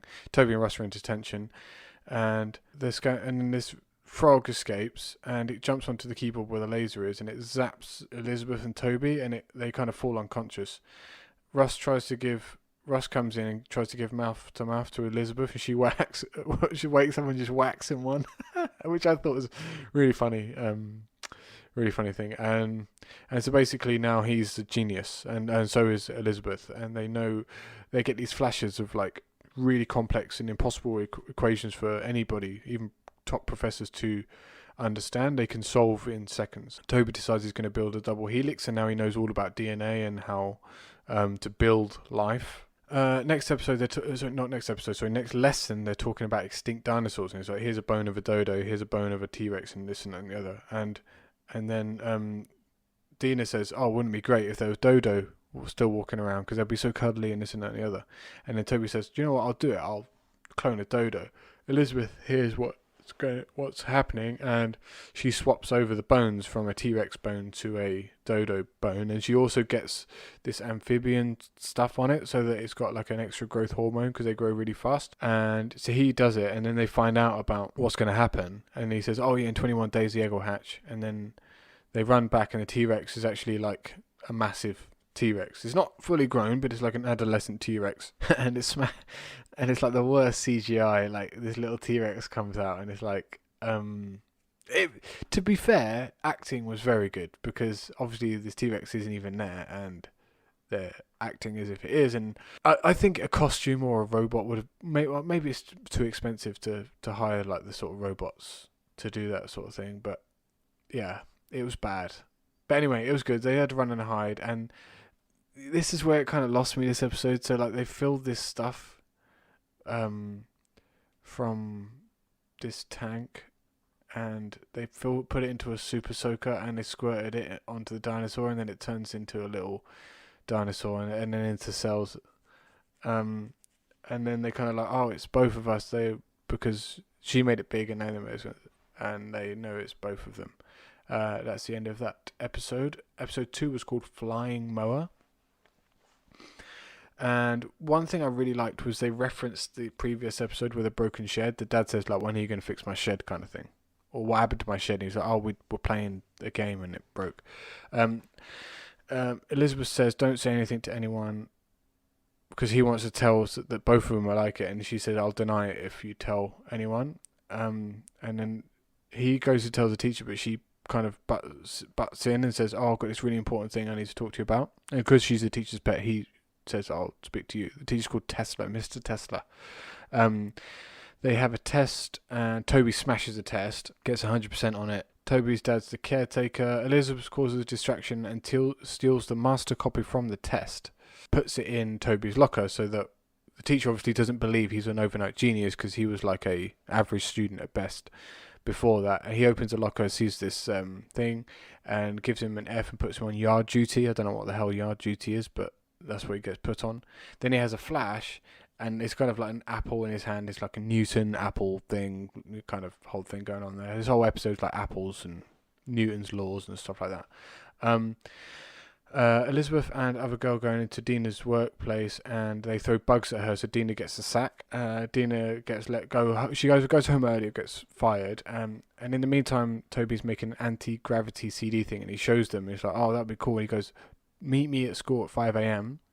and and he makes a flying lawnmower, and which I put is pointless because there's no grass in the sky. And Russ calls the whole school to see the invention. Elizabeth clocks on, and she takes out the thing that makes it fly, and it doesn't take off. He crashes into the shed, and the shed explodes because it's got some fuel or something in there. The teacher thinks he's crazy, and Dina says, "Don't tell anyone, because otherwise you'll have to go to some institute, or some people would take you, and this and that and the other." So they all decide that they will keep it a secret from that moment on. That's the end of episode 2, and the next episode I watched was the finale of series 1. Okay, so I watched episode 13, which was the Centenary Ball. So I think this was a continuing thing. So it was one of those shows where it was a storyline continue. So yeah, Dina seems to be mad at Toby because he ends up protecting Elizabeth over something. And Dina is the set designer for the school celebration. Elizabeth is the director, and she isn't too happy about it. And she chooses Toby to be her assistant, and he has to follow her around everywhere and make notes. And basically, Elizabeth dreams of ringing the old school bell, because that's like the ceremonial thing. Dina crashes the set, and Elizabeth is trying to do her work and basically being bossy, and she's basically trying to put them into shape. And then there's drilling and hammering going on, and Russ accidentally trips over Elizabeth and she rings the bell by accident. Dina defends Russ, saying it was only an accident, and she confronts Elizabeth as she quits and everyone walks away. And Mr. Tesla, who's like watching in secret, he talks to Elizabeth and decides to replace her as director and give the role to Dina. And Elizabeth gets really angry by this and she vows to get even with Dina. And we basically learn that sound can destabilize any structure that's loud enough. And so Elizabeth tampers with the bell. Mr. Tesla catches him with the actor with the keys. And Toby doesn't want to go to the concert, but Russ convinces him to go and support him. And Toby overhears Elizabeth's sabotage plot and he tries to fix it. Toby's too late to reach Dina and she rings the bell. The bell almost collapses on Dina, but Toby saves her. Principal confronts Elizabeth for stealing and he says that she's a disgrace to the school. Dina thanks Toby for saving her. And Toby is like to Elizabeth, look, you're so evil. You may be pretty, but you're ugly inside. And I want nothing to do with you. Just leave me alone. And so Elizabeth goes, I'm going to get revenge on you if it's the last thing I do. And that's how that episode ends. I'm not sure if I really like the baddie goodie thing in this, but anyway, alas, Toby's in trouble and will be expelled if he doesn't explain himself. Not sure what he's explaining himself about, but he's basically, if he says that he's a genius and this whole thing happened, then everything will be fine, but he doesn't. And Elizabeth's trying to turn his genius off, so she's trying to work out how to reverse the process, and she tests it on Garth, but it doesn't make him a genius. It just doesn't affect him at all. Teacher asks Elizabeth about Toby, and like, you know, what's going on kind of thing, and she says, so she goes and tells Toby that she can help deal with this whole situation, you make it go away. And she goes to the teacher and I think she's been making money out of her genius, and she kind of pops a check on the teacher's desk and says like, oh, there you go, that's for the school kind of thing, is my donation. And then she says, oh, by the way, like, you don't have to like expel him. And then the teacher goes mad and says like, you're kind of bribing me and you're trying to influence the school. So Elizabeth's answer is to get rid of the teacher and clone her. So she's creating a clone of the teacher in the basement, and meanwhile Dina and Russ and Toby are coming up with a plan to try and sort this whole situation out, and he decides that he will tell Tesla the truth, and then figure out what's going on. So meanwhile Elizabeth is making plans involving, she knows that the teacher, the head teacher, has been given is kind of like feeling out a job opportunity in Japan, and she makes a fake video of this guy who she's talking to offering her the job in Japan, like, because she's a genius and she could do it on computers and stuff. So she goes to the teacher teacher sees the video, and she's like basically on a plane like 1 o'clock that afternoon. So they replace her with the clone, and they wake her up by doing the kind of Frankenstein kind of like electric bolt to the head kind of thing. And he tells Tesla by showing him an anti-gravity kind of thing, and he kind of does a demonstration where he says stand on this and he flies him around and stuff like that. And so he kind of believes her. So then they go to the head teacher and say all of this stuff and say Elizabeth's a baddie, this and that and the other, this is happening. And she says, oh, okay, well, you're not expelled from the school, but you're fired, and fires the teacher. And the teacher goes and says like, oh, I believe you now, you know, sorry about everything, and kind of shakes hands. And I guess this is like a very significant moment where they shake hands and they're kind of good. But obviously the clone is the head teacher, and that was literally the end of the series. That was the last moment of the series, was cliffhanger. So kind of frustrated about that, because I was kind of wanted to see how it kind of ended. But I watched series 2, episode 1, The Flies. So Toby wants a normal school term, and Elizabeth wants a new science partner, and she says that she wants to be friends again with Toby, and she's trying to make friends with her friends Verity and Garth. It appears that they have lost their scientific powers and they're just normal now, and Dina is sending postcards to Toby from traveling, and Elizabeth goes into the lab and she's back in business. And Verity tries to leave. She's like, you know what, I don't want to do this anymore with you. But she goes, no chance, you're staying right here with me. And yeah, so I think she still has the genius, and basically, yeah, she wants to make the school forget that she was this horrible person with this bad reputation. The new principal, Mrs. Hammer, wants the school to become a lot better than what it was before. And Toby realizes that Elizabeth is a genius again. She wants him to join her, but he's like, you know what, I would never join anything with you. She goes, you know what, stay the hell out of my way, boy. And then Sasha follows Russ into Elizabeth's lab, and they get turned into flies. And the message said, if you're reading this message, it means you still don't trust me. And then, yeah, they get turned into flies. And Elizabeth is trying to tempt Russ and Sasha so that she can turn them back into normal and then zap their memories. And then Toby sees Russ and Sasha through the microscope in class because they managed to fly to Toby's desk. And Toby goes to the lab to see what he can do. And then he becomes a genius again. And Toby manages to save them in time from a spider and turn Sasha and Russ human again. And then Sasha's like, is it crazy here? She's like, okay, I think I'm going to like it. And then the finale was King Cuddly. And it looks like Jack, who was a new student. So in the first episode, we see that Jack, he's basically wondering what the hell's going on. He knows that something's up with Elizabeth and Toby. And later on, we kind of see that he wants some of this genius stuff. And it looks like, yeah, Jack and Elizabeth are together. But she's still thinking about Toby. And Jack is like, you know what? Why don't you change back to being normal and not be a genius anymore? And Elizabeth is like, okay, I agree. And the end of year report cards are out. And Sasha is top of the class ahead of Elizabeth. Russ gets a 51% overall, which is a pass, but he gets a lot of feedback. And Elizabeth is showing Jack the genius machine and how it works. And as a gift to the class, the teacher brings a koala to the school as an end-of-year surprise. And Jack keeps the real genius disc and he gives Elizabeth a fake. And she tries to lure Toby into the lab so that she can reverse the genius. But Jack ends up becoming a genius too. And he threatens both Elizabeth and Toby. And he wants to be the only genius. Garth, the bully, posts up Russ's exam results to the whole school. And Toby actually prevents him and Elizabeth getting zapped.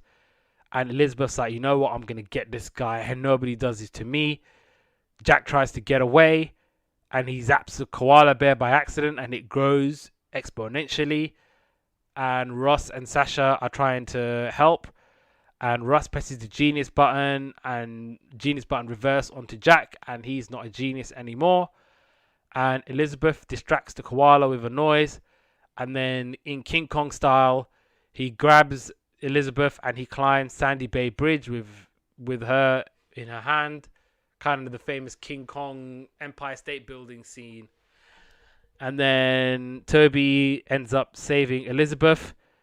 And he shrinks the koala and he says, look, you know, we can be like friends again, and like you and me, like we're good. Elizabeth's like, you saved my life, thank you so much. And yeah, it ends with them being mutually good. And then Russ accidentally presses the gun and the koala grows again, and they're like, oh, Russ. And then yeah, that's how it kind of ends. And yeah, like I said, this was a really, really, really good show. I'm not gonna ask you about head-to-heads and any of that, because obviously it's clear and obvious, so I ain't even gonna get into all of that. I don't want to kind of turn this out to be a big loser, because really and truly it's not. So yeah, that was the shows that we did today. And on that note, Yesterday's Capers is coming to an end. So Yesterday's Capers is available wherever you get your podcast from. So download it, listen to it, subscribe, do all of that. Yesterday's Capers, we're on the socials at facebook.com/Yesterday's Capers. Instagram, it's Yesterday's Capers 1. On Twitter, it's Yesterday Capers. I've got a new pod, Third and One Fall, which is all about pro football and pro wrestling. If you're into that, it's available on Spotify. So do check out the first episode and give it a listen and support it. And you can follow me on the socials. On Instagram, it's Abdullah_Moallim. And on Twitter, it's Abdullah Moallim, all one word. Give me a holler, give me a shout. And join us next time for another episode of Yesterday's Capers.